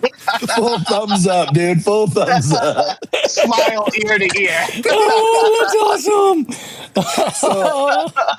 So they all come up, and they just walk in, and we're all BSing. And I met these guys. They're really cool. They're called the After Work Fishing Club, and it's a bunch of dads who just go fishing after work. So we were all chatting it up and having a good time. They're starting getting drinks, and they're like, "Hey, you want to come with us to Arenas?" And it's like another location. We're like, yeah, let's go. So we show up, and like we pull in this parking lot. And as we pull in this parking lot, we're getting out of the car, and I look at the back of the car. I'm like, oh, it's a Beamer. I thought there's a really nice Jeep, dude. So we were there for a while, and I call Coley. You know Coley. I call Coley. I'm like, Coley, where you at? And she said, Howl at the Moon. And I'm like, okay, I did that. Now tell me where you're at. And she was like, and I was like, she didn't respond. So I'm like, I'm here. Right? I just typed, I'm here. Because what happens is when somebody's in a location that's very loud, you just tell them you're there. Gotcha. They'll actually wander around and then go outside looking for you. And once they're outside, they don't see you. They'll definitely call you. So then, okay, now you can hear me. Where are you at? Just to let you know. Yeah. So yeah, but the place was called Howl at the Moon. I'm an idiot. And so. All right. That's fucking awesome, dude. Oh. Yeah. I love that. I love that shit. And that's the reality. That's how it is. Like at night, like these folks, they party, I mean, and that is part of the networking, That is the networking, Bobby. Like it really is. So yeah, it was super fun. Joe, did you call Joe out on bailing on dinner? Because I was really upset that he did. I did. I just did. I know. Yeah, it's okay. It's okay. You only hurt my feelings. No one else knows you there. So. Understandable reason why. Because, I mean, like, you guys are in Florida. I told him it was for the kids, and he's like, oh, okay. Yeah, that's fine. That's totally fine. I 100% get it. I'll always bust your chops, but I do everything for my kids, too. So it's fucking awesome, though. It was a really good experience. So, Bobby, dude, I'm going to tell you, like, I was listening to a little bit of the conversation, but I was like, yep. We've just finished with the booth. Oh, yeah. We just finished packing everything up. I just got back to the hotel room, dude. Like, and so being at ICAST for a first time, I feel like it's almost faux pas to like ask for signatures and all this kind of stuff. Yeah. Like, because this is their work time. Yeah. This is their work time with their fellow coworkers and other fellow industry people. And at first, the first couple of days, I was trying to be very cordial. Like, I got a photo with Steve Harvey, like whatever, For sure. And just stuff like that. But I was trying to be very cordial. But then I realized, like, if I accomplish something in my life that I'm very proud of and somebody wanted to compliment me on that, like, that would make my day. Yeah. So after not on the water day was day one for me. So day two, I started walking around like, hey man, I just want to say I followed your career. I've watched you do this. And like, dude, epic, dude. I just want to say thank you. Like, you're very inspiring, et cetera, et cetera, et cetera. And people are very receptive to that. Like, it opened up the door for such a good communication and conversation with so many people. And yeah, it was a blast, dude. It was a blast. I got to meet a lot of my heroes. It was really cool. Yep. Half of when it comes to going to those events is, and I struggle with this, but like half of it is just like letting your guard down and just having conversations. And I think the best thing to do, the best skill you can have in that situation is know when to exit. Yep. You know what I mean? Yep. Like, and then you're like, okay, cool. All right, hey, I got to go do this, whatever. Because I would rather make a good impression with somebody and then be like, hey, I've got some runaround I got to do, but hey, this is great. I'll catch up with you later. And then have them looking forward to seeing me again versus being like a stage 5 clinger and like hanging, Yes. I would rather leave a little too early. And just be like, yeah, I got some stuff going, but this was fantastic. We'll catch up. And that goes a long, long way. It really does. This is great. Yeah. I'm glad you guys had such a good experience down there. It's unbelievable. Epic, dude. I don't think that they would necessarily be pushing to do this soon, but could you imagine what a Hookset Hoodlums booth and after party looks like at ICAST? Could just imagine the chaos. The security detail needed alone for Cody Lockwood fishing. Like, he would be like Hannibal Lecter on the hand truck. You know what I mean? They could just bring him in and have him like strapped down with a face mask and just be like, oh yeah, that's Lockwood, by the way. Instantly sold out among every major retailer. It would be, you know what, Dave? It would be similar to like that. I think it's Banyo. Is that how you say it? Bahio. Yeah, Bahio. Yeah. It would be like their booth. Dude, they have a tattoo artist in their booth. They had a barber and a tattoo artist. You get your hair cut and you get lined up, dude. It was so cool. Yeah. And they were drinking rum in that bus the whole time. Yeah. They had a bus parked indoors and they were just, it was intense. It was really cool. So it's funny you say that about like booths. I'm actually thinking this year at Columbus, I'm going to put more effort into just doing a live streamed radio program, like all hours of the show, and run it online. And like bring people on and just do it fucking live. Like, just go tie into my inner Wolfman Jack and just DJ for fucking hours and jump on and do shit live and just fuck it. I was talking to Taylor. Joe, you weren't there because Joe had to do family stuff. I was talking to Taylor, and I really encouraged him thoroughly that maybe this year, Fish or Die, you could split or just show up to Columbus. We'll see if we can get it close to Dark Horse so we can make like a whole family line. This year, the possibility is there because they're not on the same weekend. Like, it is possible to make it happen. I don't know. Jigs and Bigs is going to be at both this year, fully. Like in fact, honestly, I'm going to be talking with Matt over at Hank's. We might want to set up camp. Might want to do that fucking whole DJ from that booth there. That could be interesting. Dude. Yep. Oh my gosh. And then there's so many stories that happened this weekend. I say this weekend because it feels like it feels like a party. Yeah. Day, you know, it's been a whole week, but oh my gosh. So I'm glad Bobby, you were there, man. I was gonna say when I've talked to a few other people in media, dude, and media has a huge need, especially at ICAST. A huge need. What's that need? Services offered and stuff like that. And all I kept thinking was like, man, if Bobby was here. Man, if Bobby was here. Man, if Bobby was here. Joe, don't you think the same thing? Like walking around talking to some of these people, like if Bobby just had his mic and he was walking around doing interviews, it would be incredible. Bobby had a sick idea, David. You must not have heard it, but he's like, dude, imagine if everyone goes and covers ICAST. Imagine if we went down there and covered the after parties. That's it. That's it. Oh my God. That's it. We are the TMZ at ICAST next year. Dude, yes. Oh my. So I can't wait to get the photos back from the line cutters party. Wade, my buddy Wade from Yak Attack is a living legend. I'm going to say he's just a legend.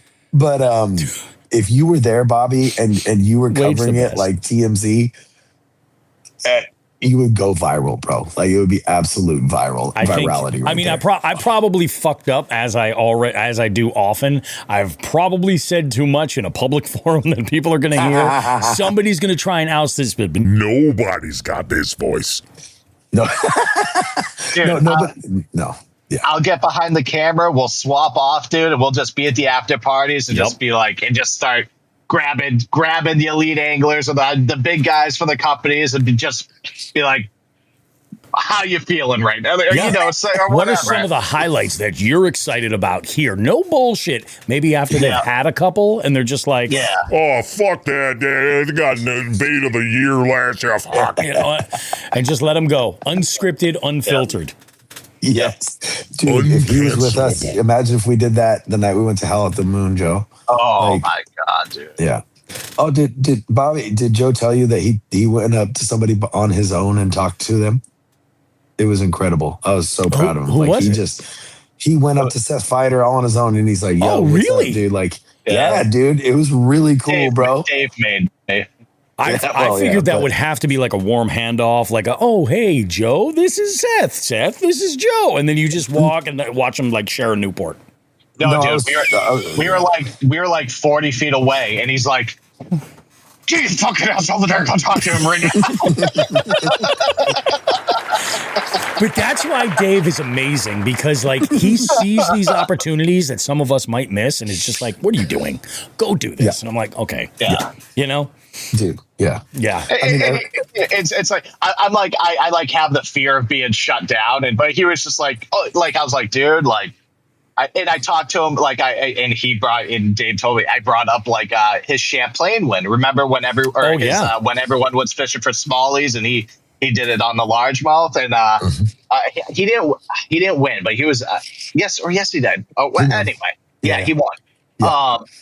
So I brought that up. He's like, dude. I was like, dude, I'm right there in Mass. So shit, like it blew my mind to watch that. Like, so like cool. you do that. And he's like, dude, thank you so much. Like, he was genuine. You know what I mean? He's like, that means so much, dude. You know, so. Yeah, dude. It's awesome. It's just they're dudes like we're dudes. You know what I'm saying? That's exactly it. Like all these you may meet people and you're just like, oh, they're so much more accomplished in this industry. They have no idea. Dude, we all eat, sleep, and shit. Like we're all just animals. You know what I'm saying?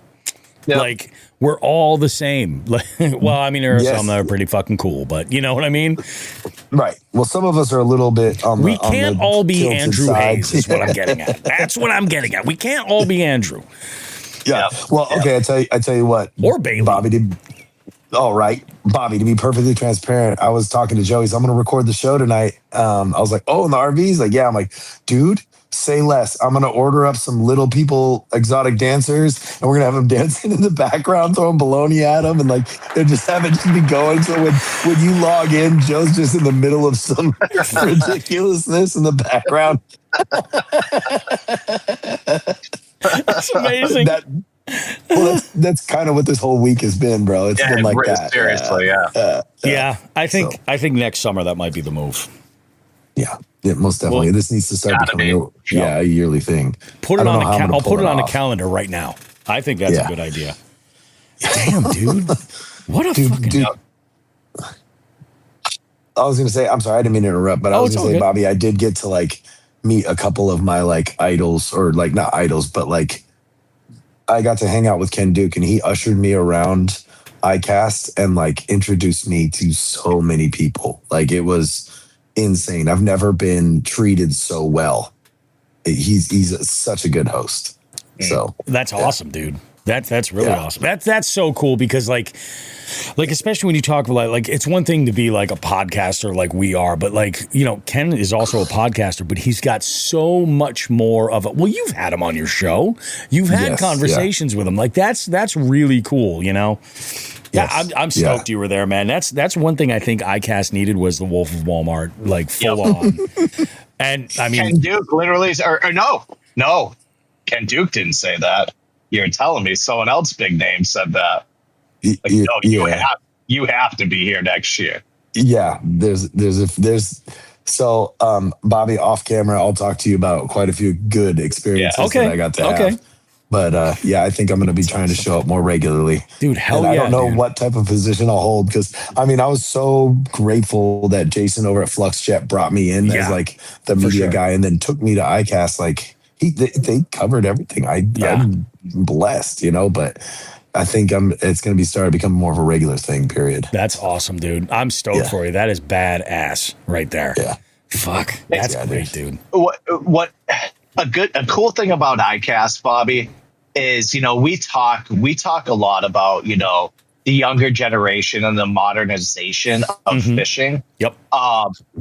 You see it here at ICAST with the after parties and stuff like that. You really see that, okay, there's a chance it's looking good. Yeah. That's good. Yeah. That's really good. That's great to hear, you know? Yeah. Freaking badass, man. Absolutely badass. I will tell you, Bobby, too. Everybody has called it Urchin Palooza or whatever. Yeah. There were so many things, such a variety of new products coming out that the urchins were, I mean, an urchin won, but like mostly sidelined, at least for me, like the electronics aspect of it and like the gear aspect of it. There's so many things that are going to be coming out this next year that's absolutely incredible. Our booth was directly across from the product showcase, so I got to see a lot. It was really cool. That's so cool. Fishing's looking good coming up soon. Yeah. Oh, absolutely. And it's great when you have like a little bit of a peek into what the future looks like. And you get, that's super cool, man. It's just, and then, you know, man, it's just freaking badass. I feel like ICAST, and we'll talk more about this in the live well, but I feel like it's often misunderstood for what it is by a lot of people. And that's why I think it's more important for people to put the effort into going to their local expos to build that up. Because that technology that you see that's at ICAST, that's an industry event that's going to come into the expo space and it's going to come into the retail space and all of this. So like it is absolutely badass. And you know, you get somebody like a Fish or Die that's there representing their product in that session. Like they're going to be at these other expos. You're going to have your chance to get there, but actually buy the stuff. So very, very cool, man. I love it, dude. That is absolutely badass. Oh, well, why don't we take a real quick break? We'll turn this around. We got Just the Tip coming up. And this one, I'm glad you're here, Dave, because this one is about the mental game. This isn't a tip. This isn't a tip for like baits or, you know, tackle or anything like that. This is about getting stuck in that competition sort of trap where you're keeping up with the Joneses, so to speak, and it can kind of sour your take on fishing. Now, this will be really good. Don't go too far, guys. We got more Jigs and Bigs coming up right after this. And perhaps play a little game called Just a Tip. Just for a second, just to see how it feels. Or, ouch, ouch, you're on my hair.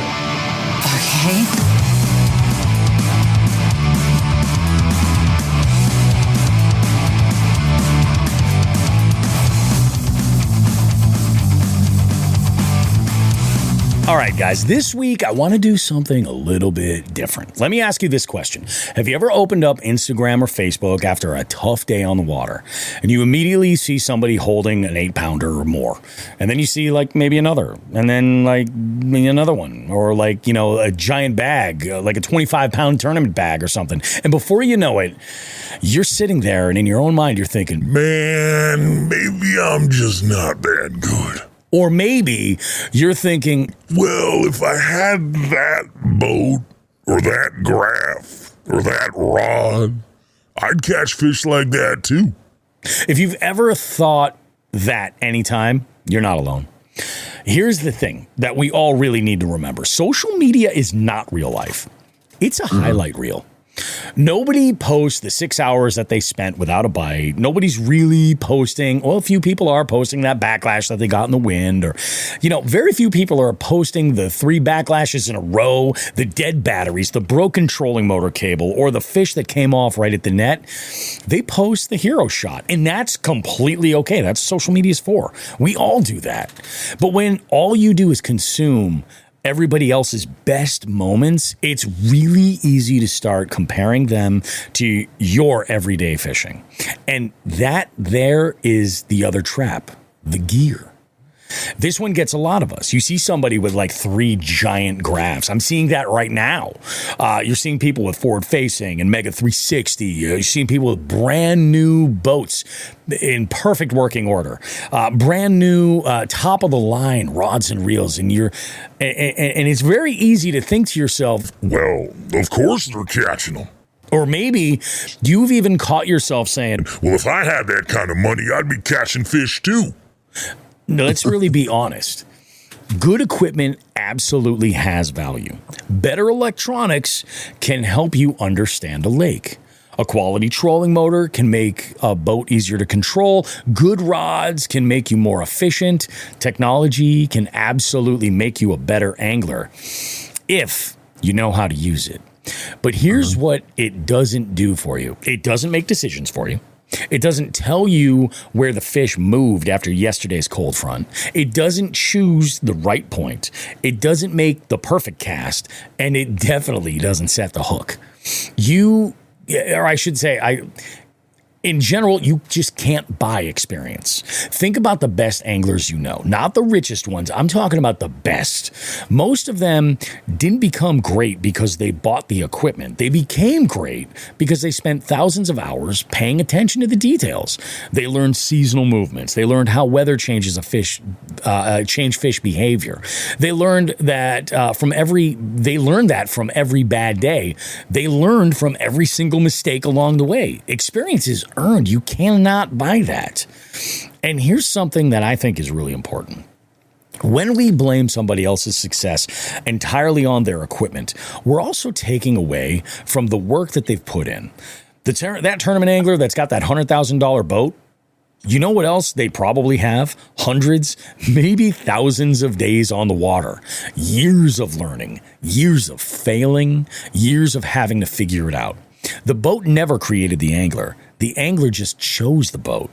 Instead of comparing yourself to somebody else's highlight reel, compare yourself to you. Are you better than you were last year? Do you understand your home lake a little bit better? Have you learned a new technique recently? Have you gotten better at reading your electronics, even if it's just a little? Can you identify a secondary point now when you couldn't 6 months ago?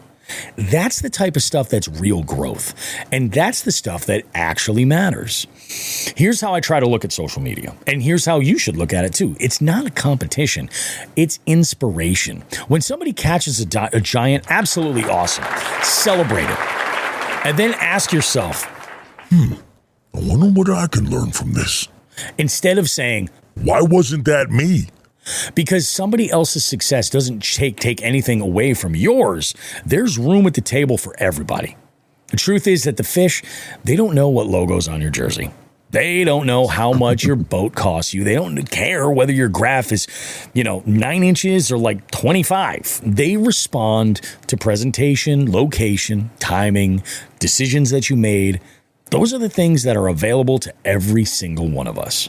So the next time you catch yourself scrolling after a tough day, remember, you're completely Or I should say, you're comparing your behind the scenes footage to somebody else's highlight reel.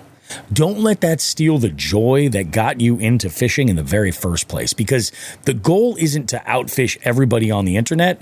The goal is to enjoy the journey of becoming a better angler than you were just yesterday. And this week, I really want to hear from all of you. What's something that you've learned that made you a better angler? Something that had absolutely nothing to do with buying gear. Call the hotline, shoot us a text, 413-324-8519. Let's remind everybody that experience is still the best upgrade you can make.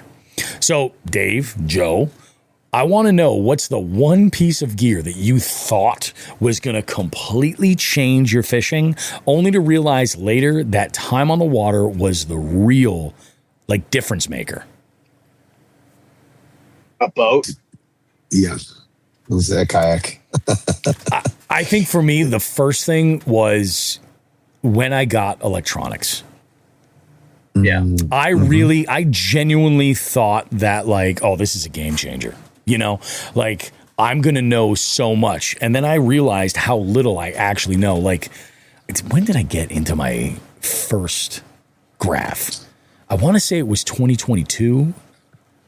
And yeah, it was late 2022 into 2023 when I started really kind of getting into the rabbit hole. And I realized I knew nothing. And I still am learning stuff about that same graph and ways to apply it. So it's and everybody's on their own scale. It's crazy. But yeah, I think being on the water, I could definitely see that for sure. Yeah. But I'm curious, Dave, specifically from the whole angler perspective, what do you think? Well, okay, first off, when it comes to anglers, I'm not saying all anglers.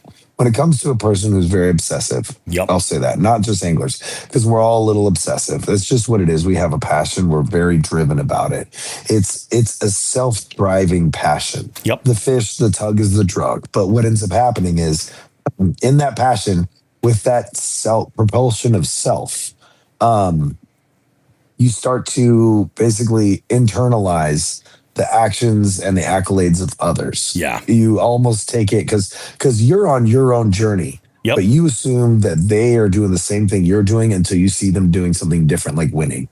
And then you're like, okay, well, what the heck are they doing? Why aren't I doing that? And people start to internalize this stuff. Now, you can internalize it in a healthy way of, oh, they eliminated water by doing this, this, and this, and they narrowed down the type of bite that they're looking for by doing this, this, and this. I can start doing those actions. But most people don't. Most people don't want to take that time and put in that kind of work. Yeah. Because I will say, in just about anything, whether it's a passion or a trade, everybody's looking for the easiest, fastest way to get the most amount. They want to do the least to get the most. So they're going to get that giant graph. They're going to get that lure that swims on its own. They're going to get all these different things because they think that that's going to get them, that's going to fast forward them to a point of success or a point of where they feel like they should be on their self-driven journey. Self-reflection is hard.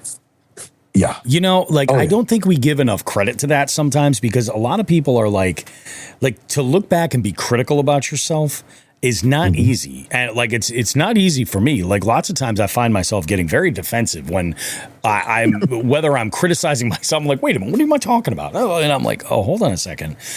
If you can break down that wall and just be real with yourself, and it also helps too, and Sean the Fisherman would appreciate this. Sometimes our memories are worse than we realize. And that's why it's important to keep some type of a paper trail, to at least, even if that paper trail is mental, and you're look back and evaluate what you've been able to do and, where you've kind of come from. Because lots of times what ends up happening is we have skewed data in our minds. 100%. Yeah. And sometimes you're beating yourself up more than you realize, or you're inflating your ego for no real good reason, and you're not growing because you don't have actual data to look at, Yeah. No, I feel like keeping a log, not only of your fishing, but of yourself is just a healthy thing to do as a human. Yeah. But when it comes to the fishing accolades or the watching other people. Like, I learned before I was in fishing that somebody winning a trophy that I was involved in has nothing to do with me. With you, no, not at all. Yeah, everything to do with them. Yep, and I need to keep myself to me. Yep. Stay my lane, do my thing. If my thing didn't work that day, my thing didn't work that day. Yeah, sometimes it's just how it is. Fucking wild. So yeah, don't compare. Don't keep up with the Joneses. It doesn't matter. You do you, boo boo. That's all that matters. Whether you've got a can of beer and some fishing line around it, or you've got a G Loomis rod with that brand new DC reel or something. It doesn't matter. You can still catch fish. I don't mean to interrupt you, but 100%. And I thought getting good gear would make me a better angler. You know what? I've caught on gear that I borrowed from a friend. Like when I come out to Columbus, like Josh doesn't have bad gear. Josh has great gear. Yeah. But Josh gave me a spinning rod and a paddle tail. I'm horrible with a spinning rod and a paddle tail. And I caught so many fish. I was like, okay. All right, this is okay. Like it didn't matter. I didn't need a $500 rod and a $300 reel. No, what I needed was a paddle tail. I needed to know that I needed to throw a paddle tail. Yeah. And he's got the experience there to be able to say like, hey, this is what we got to do. That's a great way to put it. Yeah. That's a great way to look at it. It's awesome. Dude, I love that. That is absolutely awesome. I hope you guys are ready because this is an FTG coming up that has a YouTube video attached to it. Not something I produced, but you'll listen to it, and this is fantastic. The day this happened, I got a text from the caller with a freeze frame of the act in as it was happening. My God. And, by the way, debuting the new FTG Open. Here we go. You know the guy. Everybody knows the guy. FTG, yeah, we're calling you out. FTG, that's what this segment's about. From the pleasure boats to your own damn crew, if you act like trash, this song's about you.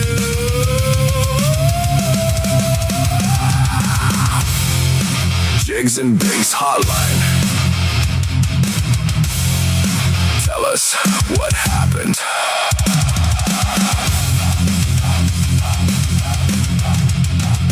Hey guys, Vinya here with my first FTG of the season. So I was fishing a tournament yesterday and I was out on the water. I came into this bay and there was a guy in a wreck boat, like a ski boat, trolling with a spinning rod behind him. No big deal. I was fishing off to the side. He was fishing out deeper for trout, so I thought I would sneak in along the shoreline, fish my way down through, trying to catch fish for a tournament. I fucking hate it when I do that. Well, the guy is heading the opposite direction that I'm heading, so I'm thinking, no big deal, I'm not moving in on his area. He then immediately bangs a Yui and starts trolling back the other way. So clearly he's like trolling the mouth of this bay. Again, no big deal. He's quite a ways away from me, and I'm tucked in pretty tight to the shoreline where there's a ton of grass. So there's no way he's trolling through the grass, right? Well, in the time it took me to cross this little bay, he's done 4 or 5 little Yuis, and each time he's getting closer and closer to me when he comes by. Well, the final time, I wasn't even paying attention, completely locked in on tournament mode. I look to my left, and this dude is 7 feet on the inside of my kayak. So close, in fact, that I could almost smack him in the face when I was casting, which, in retrospect, kind of wish I had. So I look over at this guy, and he actually startled me because he had come up so close to me. So I look at the guy, and I literally say to him, "Could you get any closer?" And he proceeds to go on this tirade about how I don't own the lake and that I moved into his area.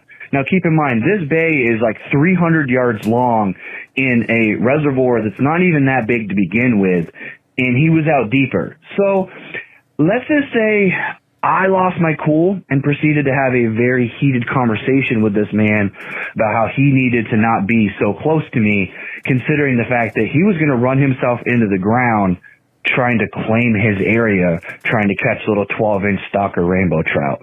So to that I say, fuck that guy, And look out for the video, because I'm definitely posting that. That is an image. I tried to share it and I airdropped it to here, but look at how close he is, dude. Oh my god! And the look on Mike's face That's is awesome. He's like, dude, this is going to be the thumbnail. I'm like, oh, 100% that needs to be the thumbnail. It needs to be like the Binya just barely slapping the guy with the lure, you know? Like a big old high-low rig for saltwater, just like... One of those Spanish bolos that wraps around his head till it hits him. Oh, that would be amazing. Freaking guy. Yeah, he was pissed. And Benny is such an even-keeled guy. Like, he's not the kind of guy that's going to fly off the handle or any shit like that. He was pissed. I was like, dude, that is shitty. That is, because I'll bet you there was plenty of room on that lake. The weekday? Oh, yeah. Come on. I'm going to Binya Outdoors YouTube right after this. I got to go see this. This Dude, is awesome. It's so freaking good. It is so good.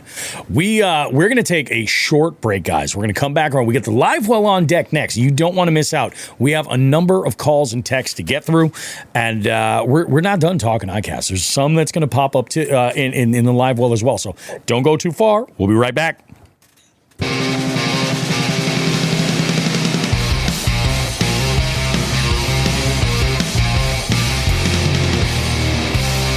Alrighty, guys. Bobby Roast Beef here. It's another episode of Jigs and Bigs. We got another guest in the beef seat here.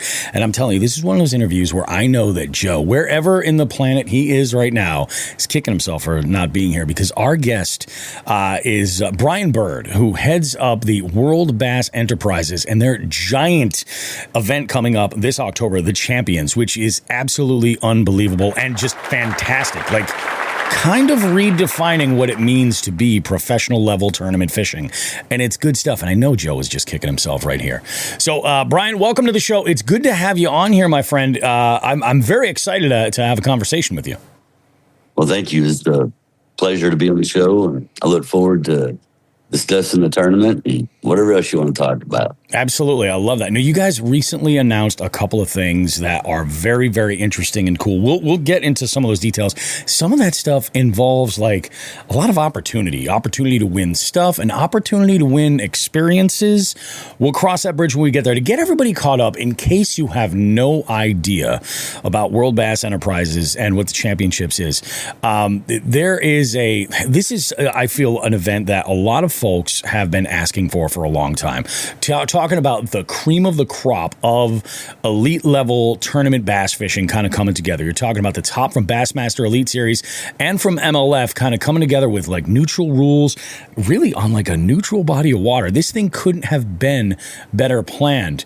But one thing I am curious about, Brian, is why now? What was it that changed that made this possible in 2026? Or even more interesting is, what was it that you felt was missing that you wanted to bring to the table?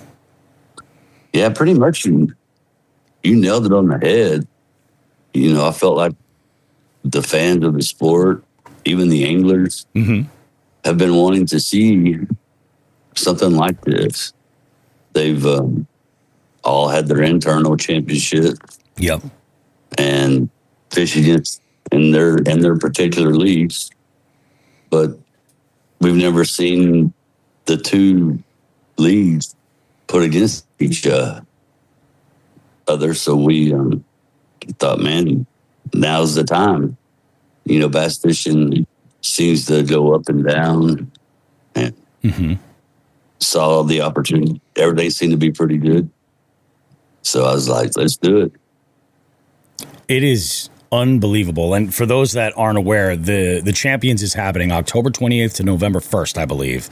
And it's going down at Old Hickory Lake nearby to Nashville, which is like, honestly, it's sort of, for the type of event that you guys have going on, it's sort of the best location possible. It's got a little bit of everything for everybody.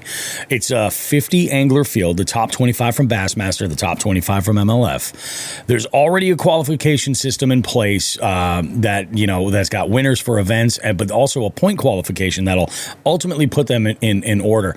Do you have an idea of maybe some of the folks you're expecting to see in here, or some folks that you're kind of gunning for to earn those points?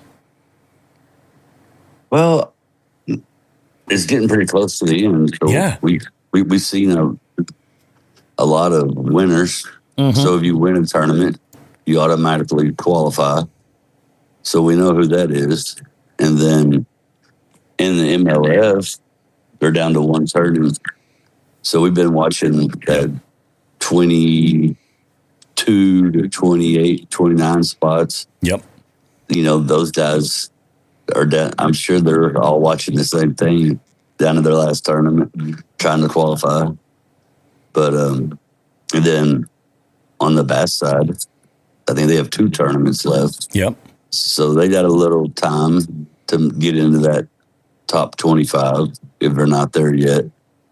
But, you know, if you start looking at the anglers that have qualified, it's a field of anglers that is definitely loaded. I mean, I don't have the list directly right here in front of me right now, but I know that I think the top 10 in the world rankings are all qualified. And, you know, Zach Bird, he's been on a heater. Oh, yeah. Jason Christie's won twice this year. Yep. From the bass side. You just got Trey McKinney, you got the Johnston brothers. They're both going to qualify. Oh, yeah. And then you got Wheeler, Connell, I mean, Takayura Mora. But, I mean, this is going to be a field of anglers, the best field of anglers I think the world's ever seen on one body of water, competing against each other. It is unbelievably exciting because, like, I mean, full transparency, I'm an angler's angler. I'm not a big follower of tournament fishing, especially at the professional level. Just seems like it's not something that I necessarily relate to. But even I am ridiculously excited about this new, almost like a breath of fresh air. I feel that WBE has brought into the world of competitive fishing because it's something new. It's kind of what we wanted. And I feel like, honestly, you guys kind of get it. To be perfectly honest, I feel like you guys kind of get what this is about. Now, let's talk about like the media end of it. So for, the idea with this is to make it an event that people are going to want to attend and be a part of. That's part of the reason why you guys are in Nashville. And, there's concerts involved. There's an expo. Like there's a lot of excitement happening over the course of like 5 days. It's awesome. But as far as like the media, for folks that can't be there, what do you have planned as far as how people will be able to consume highlights, or are you going to be streaming? Is there any talk about that stuff? Yeah, so our website, World Bass Enterprises, you'll be able to watch highlights, throughout the week there. I'm sure on our social media, we'll be posting some highlights of things that happen throughout the week. Yeah. And then we're bringing in, the media, and they'll be commenting and posting. Yep. But to get the full effect of everything that we're doing, the best way to keep up with that will be to watch the streaming. Yep. Which is a pay-per-view streaming. It's $50. Yep. But what you get is 5 days of things to watch, from opening ceremonies to the champion's dinner, the fishing itself, the weigh-in, the pro-am. It's not just a 2-hour segment. You get to watch everything that happens throughout the whole week. That's on awesome. the streaming platform. That's awesome, man. That's amazing. As far as, like being there, we mentioned, expos and concerts and things like that. What's the flow of events look like that week? Well, it's pretty action-packed. Lots of going on. Wednesday, 2:00 will be media day. That's closed off just to the media and the angler. And then there'll be some podcasters that want to attend, influencers, stuff like that. Yep. That will be allowed into the media day. And then they'll have time off And then starting at 7 that evening will be the opening ceremonies. Oh, okay. And it's not just a normal opening ceremonies. We have a build out that's a UFC style type build out where the anglers will be coming out to their own music. You know, it's going to be pretty cool. I love that. That is so cool. We've talked about that with listeners before. We've actually put together a Spotify playlist of folks and their walkout song, and some of the things that people have chosen was pretty fun. My wife just got the bug for fishing, and I asked her the same thing. I was like, so what would your walkout song be? And that kind of production I think it's really needed at this level of fishing, because the anglers, you know, you want to have some kind of personality or something, and it builds entertainment value. And I think, I mean, just from my perspective, and maybe you can agree, that I feel like that's kind of been missing a little bit, you know? I don't want to, you know, say anything bad about what of course has happened in bass fishing in the past. Yep, of course. But tournament watching and keeping up with even the big tournaments, they're pretty boring. Mm-hmm. So we are trying to bring another level of excitement. Yep. You know, bring more of the angler out, let the fans get to know them more, see how they are behind the scenes of just fishing. It kind of feels more like a tour. You know, like a concert tour or something where you have like a meet and greet. Oh, and these other, like, similar to the way that you know, acts will travel around the place, and they'll have, you know, an opportunity to kind of connect with. And this, I guess, could be said with like social media. You get that, but to actually have it in a live setting where you have an expo and you have events like an opening ceremony and a full media day carved out, and all of this interaction in between, I think is really refreshing and very, very cool. Let's talk about the platform of the tournament. How were there any challenges putting together like a platform or a format that, you know, both Bassmaster and MLF pros could consider to be fair? Yeah, I mean, we kind of just looked at it. We knew how both leagues fish, and we, in our first year, we just thought that we would go the old traditional 5-fish format, hoping that as we keep producing this tournament on a yearly basis, we would potentially rotate the way the weighing of the fish is done. So potentially next year, we hopefully will maybe adopt the Major League Fishing format, wherever fish count. There you go. And go back and forth. That's each pretty. Year. That's interesting. That's innovative right there, because it gives a little bit of each format its opportunity to shine. And I'm glad you mentioned next year, because that was one of my next questions was, what's the plan for the championship in general and World Bass Enterprises? Where would you like to see this grow in the next like 5 years or so? Yeah, I'd love to see it be the Super Bowl of bass fishing, which I think it'll be the first year. But I think by year 5, I hope it's the tournament that everybody's knows about. Can't wait for it to come out. And we can continue to help bring more fans to the sport and grow the sport. And, you know, there's other tournaments. We don't want to be a trail. I know that. But we have some ideas, some other type tournaments that we could do on a smaller scale.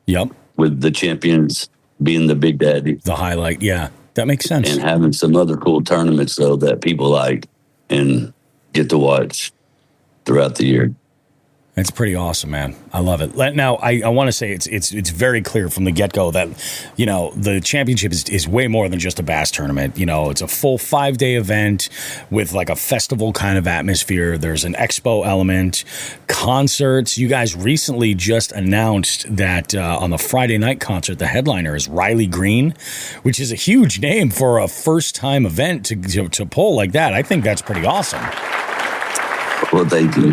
And, you know, celebrity is like, you guys kind of have that in the pocket because you've also got, as your ambassador, Randy Moss with his Chasing 10 series. I mean, I don't think you could have cherry picked like better names to be associated with going into this essentially destination festival in Nashville. How has it been working with Randy and Chasing 10? You were on one of the recent episodes, weren't you? I've been very fortunate to get to know Randy. Very good guy. Yep. Very fun to work with. He's very passionate about his bass fish, and I've really enjoyed fishing with him. And we did get to make our own fishing show, and Randy went out, smacked him, and caught him a 10-pound. He did. Bass. That's awesome. It was cool. That is awesome. And then just the whole, Riley Green at the concert. Yep. We wanted to go big there. Everything about it, we've tried to go big. There's nothing about it that we've tried to cut corners or do anything small. We're trying to, make the statement on our very first attempt at this thing. Yeah. I mean, we'd had Lee Greenwood, Trace Adkin singing the national anthem. Yep. Cool. Lee Greenwood will be performing at the opening ceremony. Yep. Singing God Bless the USA.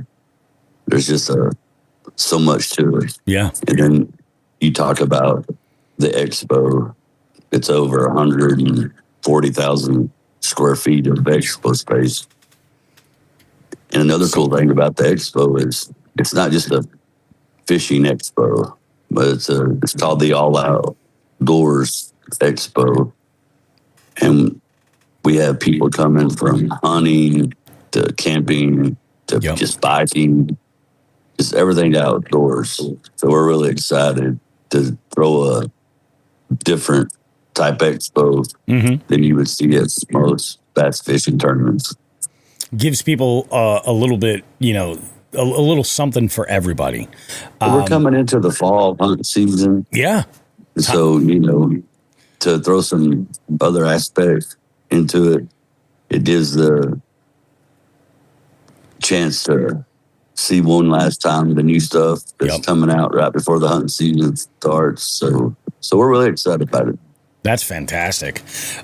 Let's talk about, like you mentioned, like the fans and offering them a bunch of stuff. Are you guys specifically trying to attract people that aren't already, hardcore bass tournament fishing fans? I feel like we are. Yeah. I mean, that's one of the reasons why there's so much to do. And then out at the park, we're trying to make it a very family-friendly type atmosphere. Yep. Where you got so much for the kids to do. Hopefully bring some people out that normally wouldn't come to a bass tournament to be like, let's go just see what's all going on over there. Oh, yeah. We got petting zoos for the kids with that BB gun shoots, fishing tanks. There'll be all kinds of stuff going on. That's the part. That's awesome. And then you got the Nashville factor itself. The fact that Old Hickory is right near downtown Nashville. I think it's like within a half hour. Fans can attend the tournament without planning like a fishing only vacation necessarily. And Nashville's got plenty of nightlife, lots of live music. It's got the Ryman Auditorium. It's got the Country Music Hall of Fame, all kinds of tourism like restaurants and nightlife, like I said. And then there's nearby camping options for anglers that want to, bring their boats down, or folks that are looking to kind of do this on the budget. And let's be honest, late October, early November makes it kind of a destination style like fall trip for somebody. If you are going to camp, the conditions should be really comfortable. How important was Nashville specifically when it came to choosing the host fishery? All the things you just said were one of the main reasons we went to Nashville. We knew it was a destinational place where people just wanted to go for vacation in general, with all the extra things that are there to do. And then secondly, nobody's been there. You know, none of the other big trails have ever went there and hosted a tournament like this. So that was something that was also in the consideration. That's one of the other things too. Like you mentioned that nobody's been through there. Like Old Hickory was a name years ago, and you don't hear about it nearly as much anymore. Was that your primary reason for choosing Old Hickory? Was that it didn't have like a major tour footprint right there, and you guys could kind of like scoop in and take advantage of that geography? It was one of the considering factors for sure. Yep. I think the second thing that really landed us there was Saunders Ferry Park, because we have the, you know, the vision of what all we wanted going on at the park. Yep. And, you know, there's going to be so much going on there. Oh, yeah. We'd have Monster coming, bringing their motorcycles. Awesome. There's going to be boat demonstrations going on live on the water. I think the park's close to 80 acres in size. Oh, so it's a good footprint. That whole park. Yeah, that's great. Things to do. That is, I love that. That is fantastic. Now, I would assume that, you know, after this year and the kind of buzz that Hickory's going to get, you're probably going to see an uptick in fishing pressure the following years. Are there plans, like you'd mentioned, going and doing this again? Are you considering traveling to different locations, or is this something where you want to have that footprint in the Tennessee area? I think we'll go back year two for sure. And then we've discussed other option after year two with a comeback to Nashville for sure. Cool. But we feel like moving it around here and there is kind of our goal.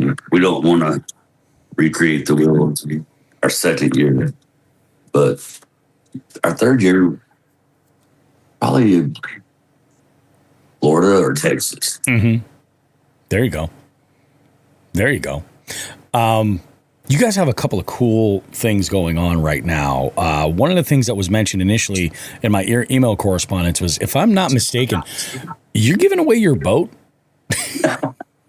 Yes, I am. It's a nice boat. A very nice boat. Yeah. How does this work? So we opened up our merchandise store on the website, and you go in there and you purchase merch. And for every $50 that you spend, you get so many chances to put into the raffle to win the boat. Cool. And it's a very nice boat. It is. Let's. I have it on here somewhere. I'll get my notes with the details, because this is a very, very nice boat. This is a limited 2023 Ranger Z521R. Valued at an estimated $84K. Whoa. All right. So you heard the man, Jigs and Bigs Nation. We're going to post a link in the description of the podcast right here where you can go and purchase your WBE merch and get a chance at winning one hell of a vessel. Somebody's on one that thing. That's what I'm saying. That is awesome. That is awesome. Now, I believe there is another little bit of info with the timing of when this podcast drops. This will kind of just have been announced. So if you want to go ahead and tease that, I'll let you dive in, because this blew my mind when I first heard about this. Yeah, so since we made the announcement, there's been a lot of people that I watched the social, and they're like, man, I love to fish in that tournament. How do I get to fish in that tournament? You know, the average fisherman never gets to experience anything like this. So we've been trying to figure out a way to, one, promote our streaming, and then two, I thought, well, what the heck? Let's allow some everyday Joes to fish in this tournament. So what we're going to do is between now and August 20th, if you buy the pay-per-view, same thing, you'll go into a lottery. And if your name's drawn, you're an average Joe fisherman, you get to fish in the tournament. And not only do you get to fish in the tournament, you get to be treated exactly like the pros. I mean, you go to media day. Oh my God. Ceremonies. You get your own walkout music. I mean, the full experience. You get the hotel rooms paid for. You get the $3,000 preloaded credit card. You get there for any expenses you may incur. I mean, it's just like being one of the pros. We're going to put one person on one team and the other person on the other team. And so there's going to be two average Joes that get to fish in the champion tournament. And who knows? I don't. There's some pretty good hammers out there that are just everyday fishermen. And maybe they'll create some excitement. Maybe one of them will make the top 15. Who knows? For Saturday. That's the thing. That'd be cool. You could. In this sport, you could do that. Yes, you could. The possibility is there. But I imagine, for folks that are out there, this could be a very sobering and humbling experience, stepping into that circle. But again, you nailed it, Brian. You don't know the fishing skill set that's out there. You know what I mean?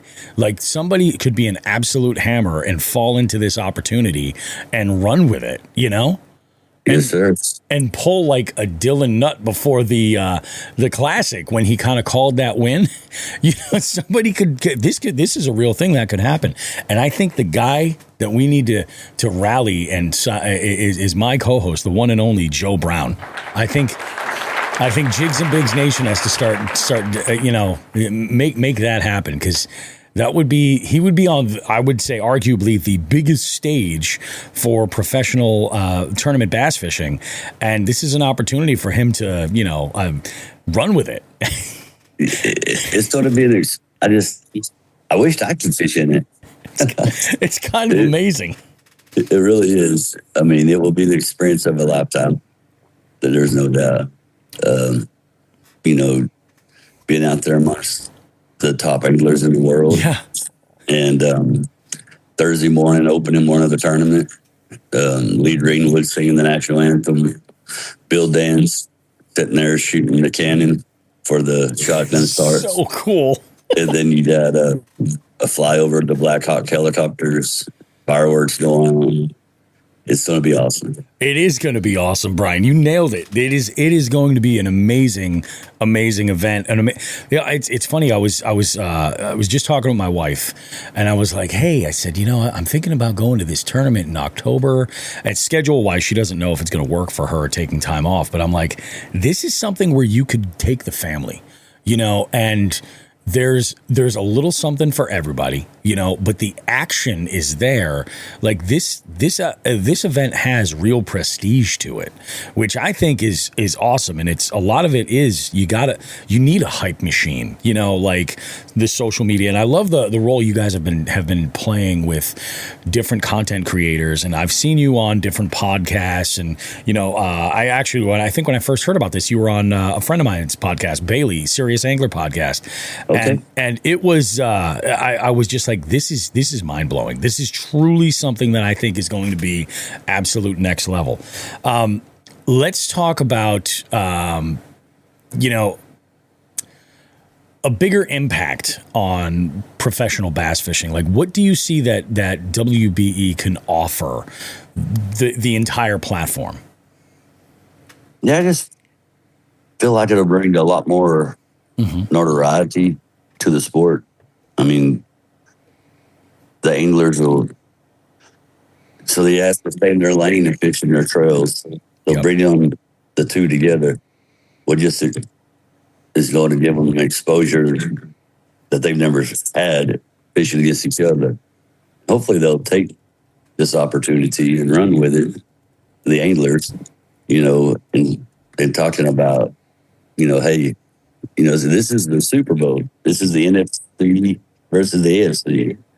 And they can just do so much for the sport and just bring it so much more to it. And people wanting to watch it, get involved, learn about fishing. And then the money, right? I mean, it's a pretty big payday. It really is. Let's talk about the money. Last I knew, the purse was something. It was just over $3 million overall. Correct.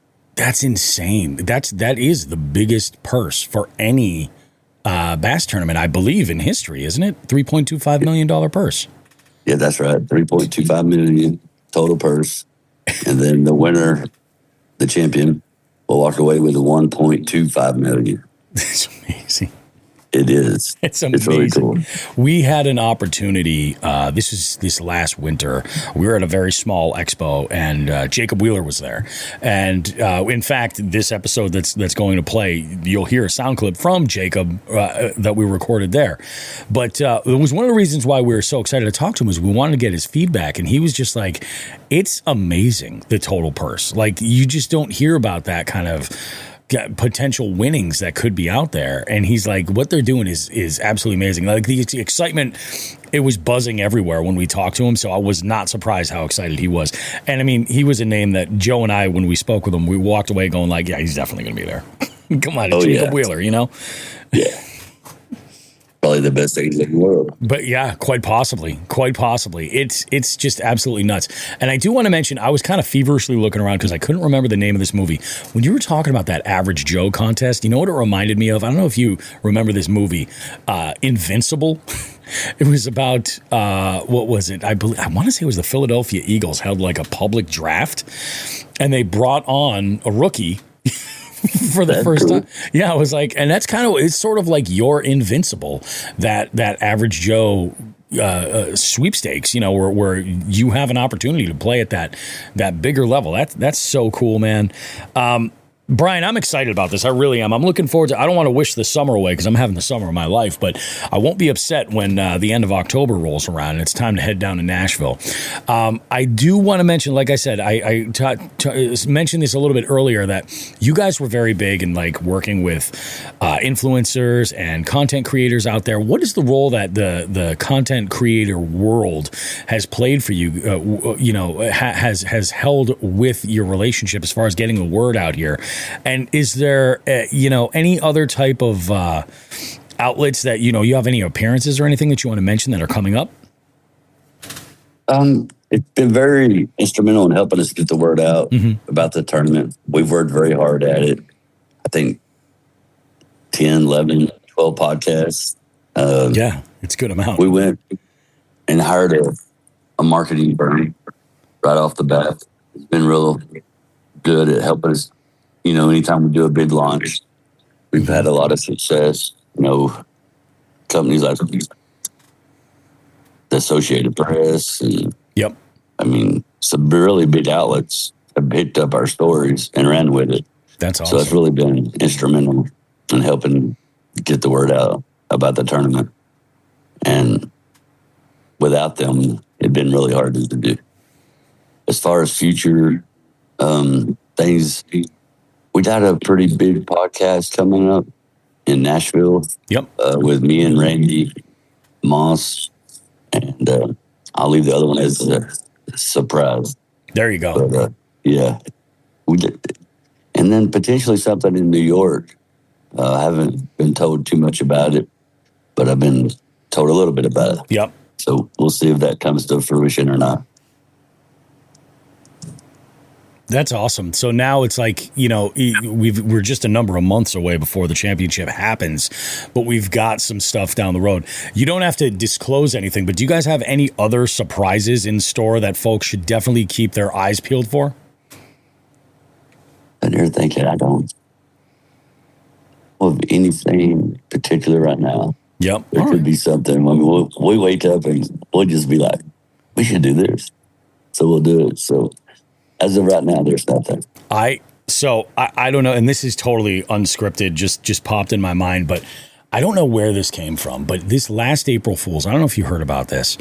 There was a story that dropped, and it got my co-host who ran it as a headline, and it was a tournament series of content creators. And I got very excited by this idea because I'm like, this takes an absolute, what is the alternative for media, and it puts that at the forefront in this competitive platform. And it turned out to be an April Fool's joke. Do you think it's a possibility that could enter the WBE at some point as an auxiliary stream of content and entertainment? I would think so. I had to give it some thought and visit and see how we would put all that together and how it would work. But if it brings more people to watch the sport and makes them more excited, then I'm all for it. For sure. I love that, man. Brian, thank you so much for being a part of Jigs and Bigs this morning. This is absolutely great. I know that our audience is very excited about this upcoming event and wants to see this happen year and year and year in the future as things progress. I wish you guys nothing but the best. If you have any other info that you want to drop before we wrap up, here's an opportunity. Go ahead and promote where folks can find out more about World Bass Enterprise, where they can look into tickets or travel packages, anything like that. If you've got information you want to share, this is your opportunity. Yeah, thank you. So everything is, the expo is free, the park is free, but there is a VIP experience if you would like to participate in that. And that gives you access to where you can go to the Champions Dinner, to the concert on Friday night with Riley Green, and then opening ceremonies, VIP at the weigh-in, just a lot of different experiences. Mm-hmm. You can go on our website, worldbassenterprises.com, and the VIP access packages are on sale there. Hotel rooms are on sale there. Mm-hmm. They're at the Operating Land, Gaylord Hotel. And then there's also the merch store is up and running on our website. Yep. So, the opportunity to buy merch, promote WBE, and it's really good stuff. It's nice stuff. And then there's the chance to win that boat. And also, we didn't talk about it, but yes, on the purchasing of the pay-per-view, which will be up on the website as well to buy it, there's going to be other giveaways. We're giving away a couple of $30,000 ATVs. We're giving a fishing trip, an alligator hunt, a couple of fishing trips, a trip to the Bahamas. So there's several opportunities to win something there. So we didn't talk about that, but that's pretty much the gist of everything that we're doing. It's going to be an awesome experience. The best anglers in the world, the biggest payday in bass fishing history. And it's just going to be a great time. And I look forward to seeing everybody in Nashville. It is going to be a good time. I'm looking forward to it, Brian. Thanks so much. Thanks again. I appreciate it. Any information that you guys have from here until when the tournament happens and afterwards, feel free to have your folks get in touch with us. We'd be glad to let people know what's going on. And I'm going to put links, like I said, for obviously the merch store so you guys can get an opportunity to win Brian's boat, but also so you can check out World Bass Enterprise to figure out what your plans are and start planning your trip now, because this is something that you're not going to want to miss out on. I think this sounds very exciting and could be unbelievably cool for the average angler, but also their family. Go and have yourselves a good time. Go watch a great show with Riley Green. Enjoy everything that Nashville has to offer and be there in the action with 50 of the greatest anglers that are out there currently. Unbelievable, Brian. Thanks so much. I appreciate you very much, man. Yeah, thanks for having me. I enjoyed it. All right, take care, buddy. You guys don't go too far. We got more Jigs and Bigs coming up right after this short break.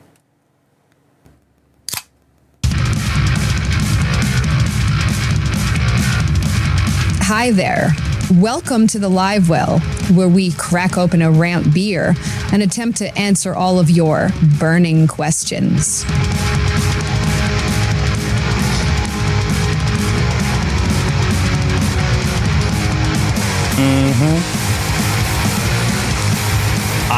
I love this segment because it embodies everything that is and should be Jigs and Bigs, and I am 100% here for it. But for our first call that comes in, we're going to hear from a Live Well regular. Dare I say, probably the chairman of the Live Well, Eli. It's the Live Well local. I'm asking this before I hear anything about ICAST from the awards standpoint, anything like that. But I kind of want a deep dive into how do we change the culture of ICAST and awards that feel like every year it is just the craziest lure that tends to get the award for that, or it's like a very crazy thing. How do we change that from being an award that's like about innovation, or from a award that's in the past about just being crazy and all this, and maybe it was kind of a wild looking lure, to more one about innovation and creativity and stuff like that. How do we change that? I want to hear your thoughts on just the past winners from that award and what you think about that. And if you've thrown any of the past lures, because I know some of them are kind of out there in terms of what they look like, how they work, stuff like that. But it was. I feel like we kind of touched a little bit on this, Joe, when we went through your week a little bit, but when he was talking about changing the culture of like how they are selected, like to make it more about innovation. I mean, I think given the nature of what ICAST actually is, being an industry trade show, I think that true innovation comes out in the actual wash when things are on the market. And this, I guess, kind of plays into the just the tip too. Like, I don't really give a shit what an organization says I should have. You know what I mean? Like, what that is necessarily. Like, cool, it was the best thing in show, but it definitely wasn't the best bait that was made in the country, because not every bait that was made, that year, every new innovation wasn't represented necessarily. So it's like, you got to look at this from a perspective that it is a skewed setup from the get-go, If you had a retailer, a monster retailer that sold pretty much everything under the sun that could be, like a tackle warehouse, something like that, I think you would see more of a tip of the hat toward actual innovation, because there's no like gatekeeping. There's no cost of representing there or anything like that. You just put your stuff on the market. Your reputation brings you where it's going to go. So it's like, and the other thing too is like, ICAST is not just about bass fishing. ICAST is about fishing, which is a lot more diverse. So I think that sometimes what they're doing is selecting these products, looking at like, well, how is this going to affect this set of anglers or people who are actually in this corner? Like, there's obviously like some stuff that's going to lean toward whatever. Like, for instance, your average fly fisherman probably doesn't really care about live scope. You know what I mean? They're probably not. I mean, I know plenty of like people that fish saltwater with flies, and everything, and it's all good. But I think generally, by and large, your typical fly angler is not going to be like, oh yeah, I'm really looking forward to that Mega Live 366. I don't know. What do you guys think? Okay, I got to say this first off. Innovation never looks like it should be used now. First off, that's a good point. It's not innovative. That's just what it is. But I don't ever remember, like Bobby, you said it best. I don't let an industry tell me what I should fish, because I don't think I ever remember a Sakamata shad winning best bait or best show. But yet that bait was hands down impossible to get for over a year. So I will say there are certain things that like they may not always make that cutting room for, or they may not make the award show. They may not even submit. In fact, it was really interesting. A lot of people don't get to see this. Being at ICAST and being a new, like my first time, I guess I just wasn't aware of it. 80% of what people are showing at the show are not entered in new bait or new research categories. That's interesting, because you would assume that they're looking at the entire spectrum of who's entered. Right. Oh, not who's entered. Who's showing at the show. This just for. Oh, I don't mean to interrupt. I'm sorry. Oh, it's okay. Let's do this for kayaks. Okay. Yep. So, the Voya X Masa, both kayaks got entered from them. Yep. There was a bunch of small, like really innovative motorized inflatables that were introduced on the new product showcase. Now think this. We're going to go with Bonafide. I love Bonafide. Like Bonafide, they are a tried and true kayak brand. They're upper echelon. They're the big three. They came out with a new kayak. It's the XTR 140P. It's a pedal drive 14-foot kayak. Yep. The technology in it is insanely interesting and cool. Now, here's why they did not enter it. Because what would it look like to a company like Bonafide if they put all this ingenuity into this beautiful kayak, this beautiful deck, beautiful layout piece of plastic machinery, and they lose to an inflatable motorized paddleboard? Oh, that's a good point. Yes. It makes it seem as if the industry's done. You know what I mean? Like, that's where everybody's going now. Oh, dude, I didn't even think about that. So, yeah. That's a really good point. That's a behind the curtain thing. I'll let that out there for the world to know because that's literally what it is, you know? It's pretty insane. Like, Joe, you can back me up on this. There was an insane amount of awesome stuff out there that was not in the new product showcase. 100%. I talked about a couple of them. Like, one of the cooler baits I saw was that Elastec stick bait from Z-Man. With that sinking one. Like, did you see the spooler? Like how you can peel your reels? It's a little battery operated button thing. Oh, I didn't see that. It was over at the Rapala booth. It's insane. It's like pocket size, and you can just clean your spool. Done. Like that. Not a new product showcase anywhere, but it will be in everybody's garage next month. You know what I'm saying? I think the bait that wins the Classic is much more prominent than the bait that wins ICAST. I agree. Yes. Yeah, I could totally see that. Because even the Berkeley Credge, you know, good bait, but you can get it anywhere. The claptails, the finishers, the shadtrons, like you don't hear shit about those. But like Dave said, try to find a fucking a 5-inch Sakamata shad right now. Yeah. Good luck. You know what I mean? Try to find a bellows gills in Green Pumpkin. Yeah. Try to find, you know what I mean? When the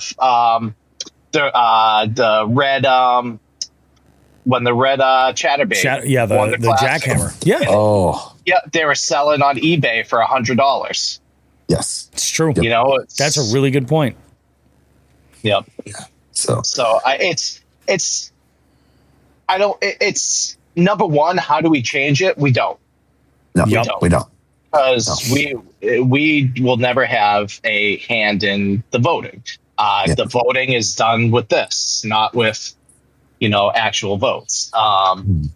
So, but there is innovative baits out there. You just have to really. What's in the like Dave said? What's in the new product showcase is 10% of the amazing new products that came out. Yeah. Yes. That's wild. Yeah. And to change the culture, we shouldn't. I think ICAST has a specific place in exactly what they're doing. Yeah. And I think that is what they're doing is incredible, and how they do it is incredible. Unfortunately, it's not for the public. So all the public gets to see is the award show. Yeah, that's exactly it. Go ahead. Yeah. No, I mean, that's what I'm saying. Like, that's exactly it. The public has, again, they're looking at the highlight reel from this trade show. And a lot of people interpret that as if, like, well, I'm missing out because I can't be there. Well, like, you could be there, but you couldn't buy anything. You know what I mean? It's not that. Yeah. And actually, I think we should go right into this next question from Eli. Which before you go, Bobby, here's a great example. There's one product I forgot to talk about. Everyone's talking about the new Corrado DC reel that came out. Yep. Yeah. No one's talking about that sick bait spinning reel that just came out. Oh, bro. Mm-hmm. It's Bobby. Mm-hmm. It's absolutely disgusting. Really? It's so gnarly. I want to say it's called the Sam or something. I forget the name right now, but it's, guess what? Wasn't a new product showcase, isn't listed anywhere, but it is insane. Like I'm getting really okay. All right. This also what Joe's saying brings me to that whole media thing. Bobby, this year YouTubers had their own media badges, and like I'm sure they've done that for a while. But if you really want to know what is at ICAST, get more of a feel of how it really is, go to your favorite YouTuber and follow him. 100%. And he's going to be there. Like, and if you guys have questions, ask Joe or myself. We have a list. Like, we know everybody that was there. It was awesome. Yeah, I mean, there's no shortage of content creators that are represented that are making their way down there year after year after year. And I mean, that's the thing. It's like, this is the industry. This is what the future is. And that kind of leads us into this next question. And this one came in just today via text from Eli. He goes, ICAST, what are your thoughts on how to improve it? Why is it in July when baits do not come out for a while and people's fishing seasons are almost over? Also, do you focus more on the more of the mid-level to smaller brands because Pure Fishing, GSM, Prodco doesn't really need ICAST? Go on. Okay. So here's why it's not in January. There's 1,000 expos in January, but there's only one ICAST. So you're going to have all those companies that are going to be like, okay, do we make all this money in January, February, or do we go to the hopes of doing some order writers at ICAST? That's my take on it. That's my feel. And it also goes back to there's a lot of more new baits come out at the Classic than they do ICAST. Yeah. But people don't think about it. I mean, look at what Dylan Nutt. Dylan Nutt caught his shit on something that was prototyped, and then like, okay, here it is. You know what I mean? I think that's a big. Would I love it to be in February or January in Florida? Yes. 100%. Come on. Yes. 100%. I would. But here's the other thing too. What people don't realize.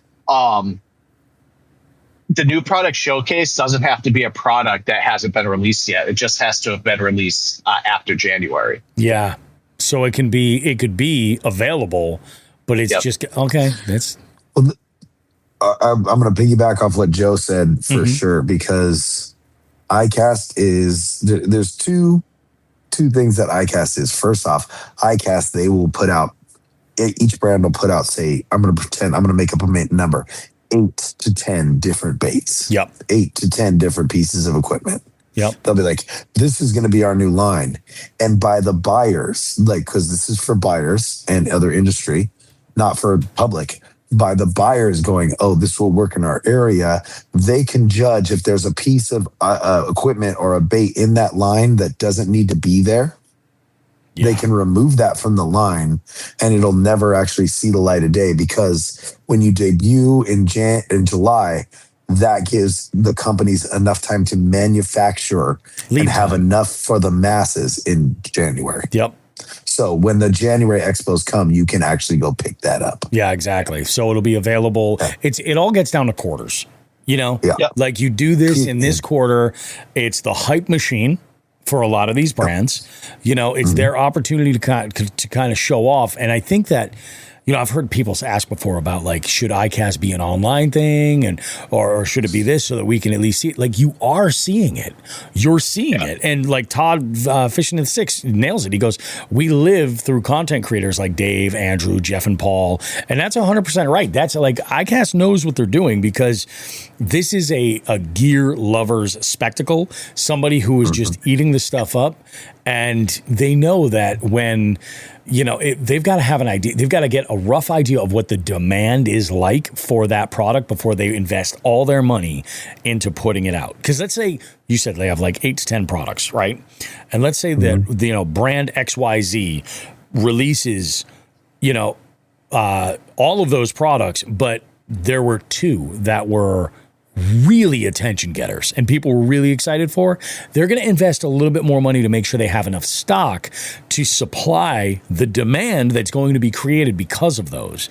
It's 100%. It's all a part of the machine. You know what I mean? And that's not a bad thing, you know?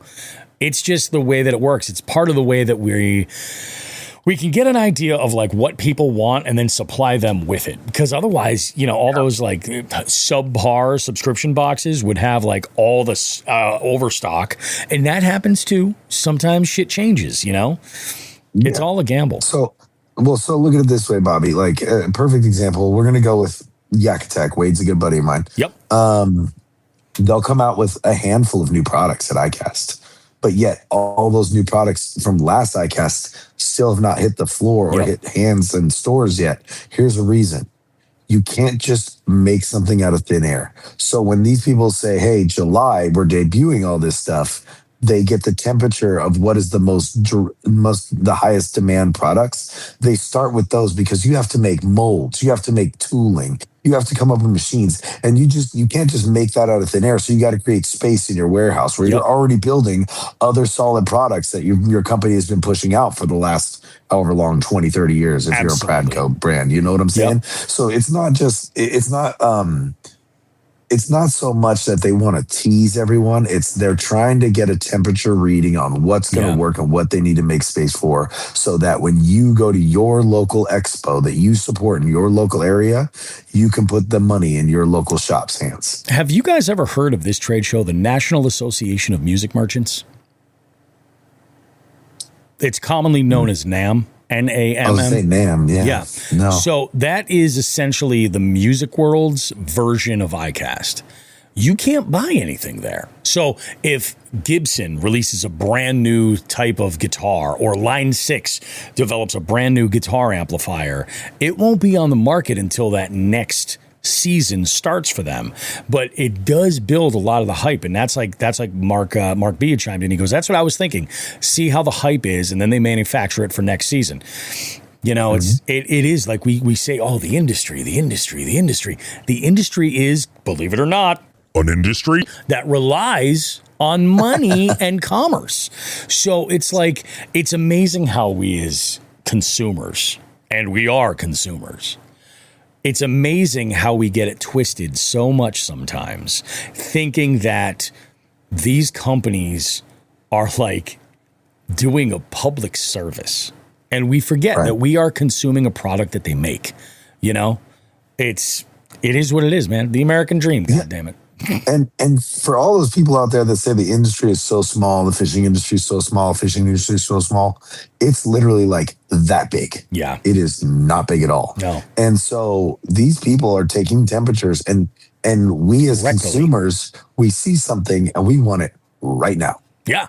Absolutely right now. And that is not the case, because you guys see these people, content creators, they're debuting these baits, and you see 50 on the rack. You're like, oh my gosh, they have 50 of them, you know, blah, blah.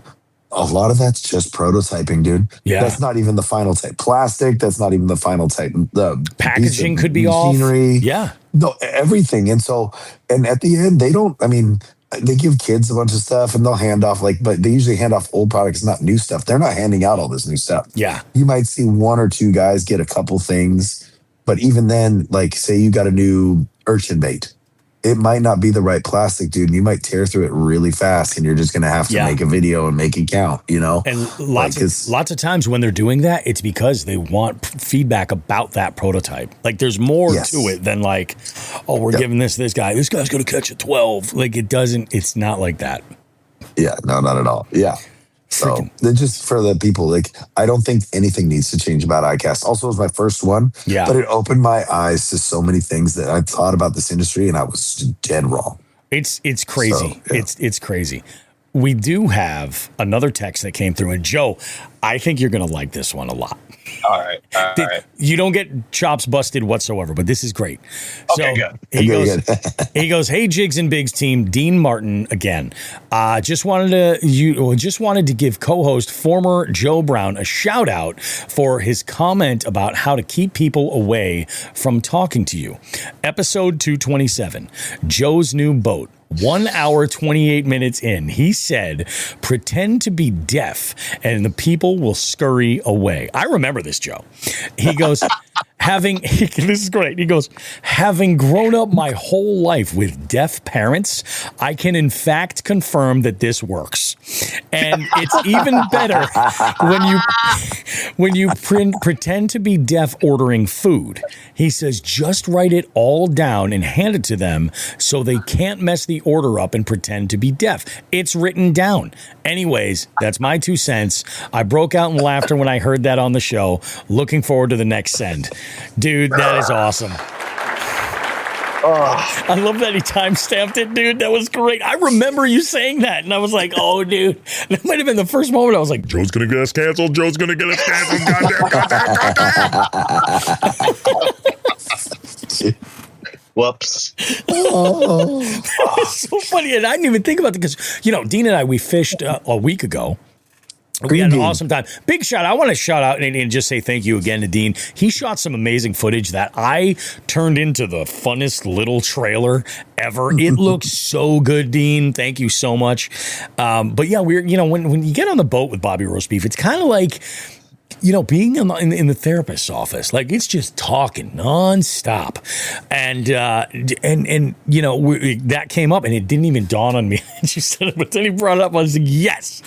Oh, well, Dean, I appreciate that. That just goes. That's why politicians get fired, because shit comes up and haunts them from the past. And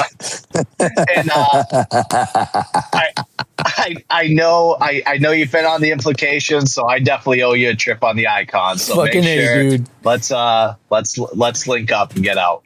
I did talk with Dean a little bit about the idea of doing a Jigs and Bigs Media Day where we get out and we get just some great footage that we can both use for our own YouTube channels, for our own visual social media, all that stuff. And he's like, dude, we did definitely need to do that. Like, he's like, that was just like the tip of the iceberg. I was messing around with this. He's like, I was barely even doing anything. I was fishing and just grabbing some video. And I'm like, awesome. Let's do it. Let's see. So that is both text messages. We have one more voicemail, and I'll give you guys one guess who this one's from.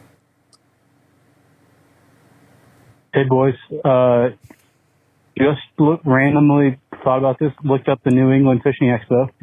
It looks like it's the 5th through the 7th of February, and the Ohio one is the end of January. I think it's like the 28th, 29th, and 30th, if I'm not mistaken, or somewhere right around then. But they're on 2 different weekends. So, Joe, we're going to find you there. That's all I got. See you, boys. I will be there this year. Tell me you have iCast and Expo FOMO without telling me you have iCast and Expo FOMO. I like...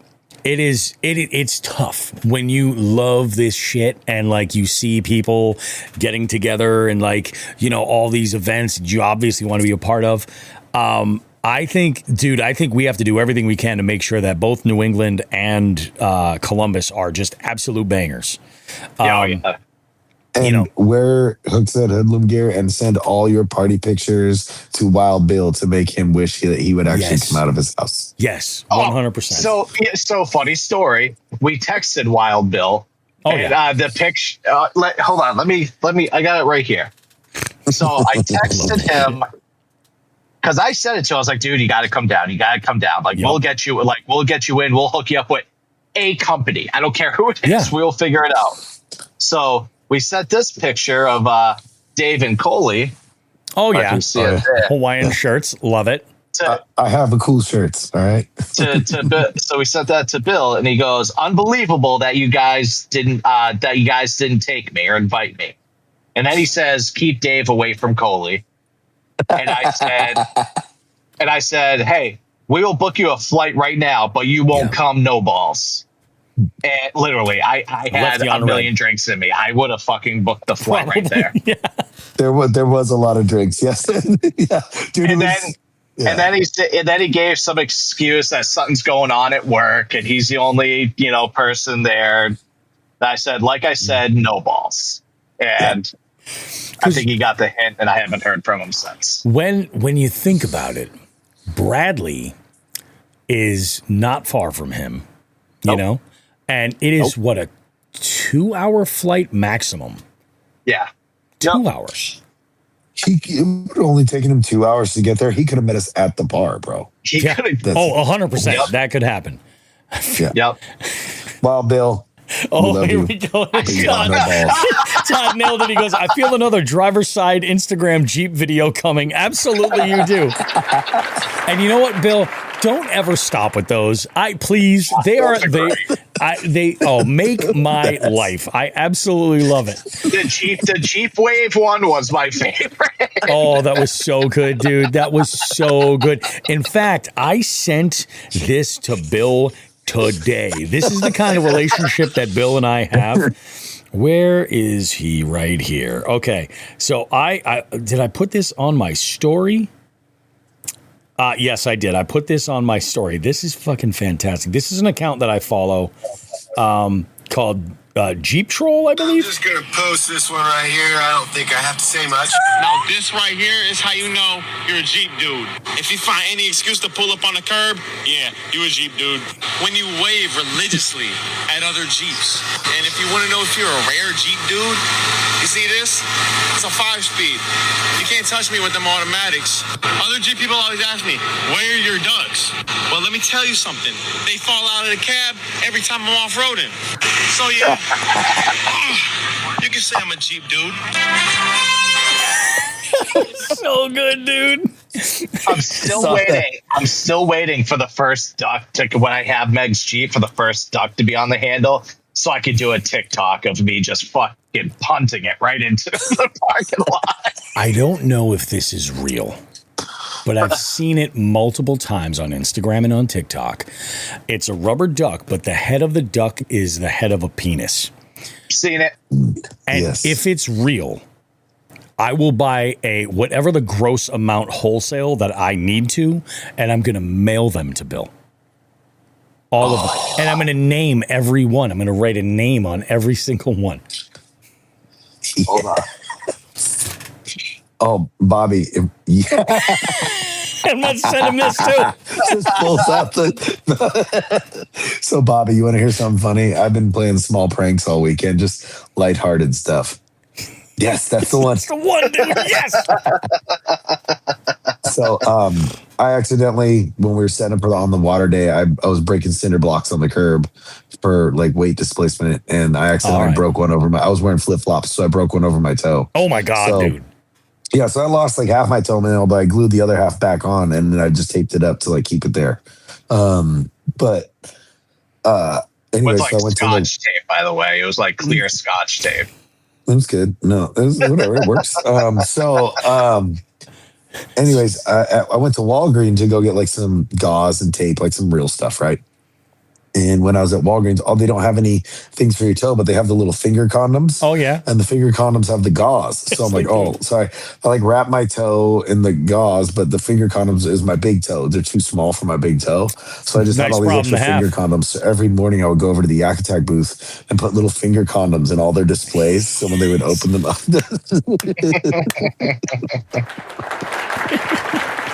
Oh, shit, dude. That's awesome. Oh, my God. Yeah. Oh, Did you tell them about the poppets, Joe? No, I didn't. So we were having a booth war between Cass King, Yak Attack, and me over at Flux Chat. It was me, Wade, and Jose, and we got the little ground poppets where you throw them down and they pop. Oh yeah. Well, I went and got a boba straw from the boba place and was shooting them like a spitball at everybody. So we were just shooting fireworks at each other all week. That's the most Florida thing I've heard so far, dude. That's awesome. Dude, that's ICAST. That's ICAST. Yeah. Oh my God, that's amazing, dude. Yeah. The environment of ICAST and Expo is exponentially different. Yeah. Oh, definitely. Yeah. You get people that are they goof off a little bit more. They're social. You know, they don't get to see a lot of these folks that often. So that's pretty awesome, man. There's no competition. Everyone's just jiving with everyone else. It's a blast. I saw a video, I think, from Aggressively Average Anglers, and it was of Wade and his luscious locks where he was doing the head shake like that, and they did it in slow-mo. Dude, I laughed my ass off, and I saw it because I don't know if he realized they were recording or not, but It's been a while Wade is since a I saw him. legend. He Yes. is, dude. He's the greatest, man. That's awesome. He really is. Yeah. Oh, unreal. Bobby, this has been great, dude. I've thank you for having me on, man. I really appreciate Glad you. to have but you, dude. we all know that I have to abandon the conversation if I want to keep you guys liking me. So I'm gonna bail out, dude. And Fair I will enough, say buddy. adieu to you too, and I'll let you have a good night. Good to see you, dude. Thanks for being part of it. And this was thanks for sharing some stories. This was really good. I appreciate it. I love All right, it, Bobby. Take care, homie. Joe, I'll see you soon. Bye. Yeah, buddy. See ya. Man, what a freaking what a show. What a show. What dude. a show. What a way. I knew it was going to be a good one. Yeah. Oh, 100%, dude. No, that's great. I think, we'll definitely have to. I think we have the right idea, the way to approach the idea of doing iCast. Because, like, let's be honest, everybody else is going to do the covering of everything else. Like, let's have some fun with it and do plenty of networking and get some feedback from people. Maybe after there are a couple in, I think it'll be fun. It'll be good. Yep. You got anything you want to throw in before we wrap this sucker? Oh man, glad to be back. I know I missed last week, but man, let's gotta hit the road in the morning. We'll do it again next week. Hell yeah, dude. It's going to be a good one. I got to fish early. Well, not too early. It's 8 to 4, but we're going to get hammered with a storm. I was looking at the weather earlier, and it's like about 2 o'clock. I think we're going to get spanked, and I'm hoping, my fingers are crossed, that gets them active. Yeah. Bad rehearsal, good show. Let's see what happens tomorrow. So it'll be good. You guys have a great one. Thanks so much for this amazing, amazing show. We will see you guys in a bit. Don't go too far. More Jigs and Bigs goodness coming up. And remember, hit that hotline. Let us know about a piece of equipment that you thought was going to change everything, and it didn't. And always submit those FTGs. 413-324-8519. You guys have yourselves a good one. We will see you in 7 days with more Jigs and Bigs goodness. Like we always say, tits and ass, smoke some grass.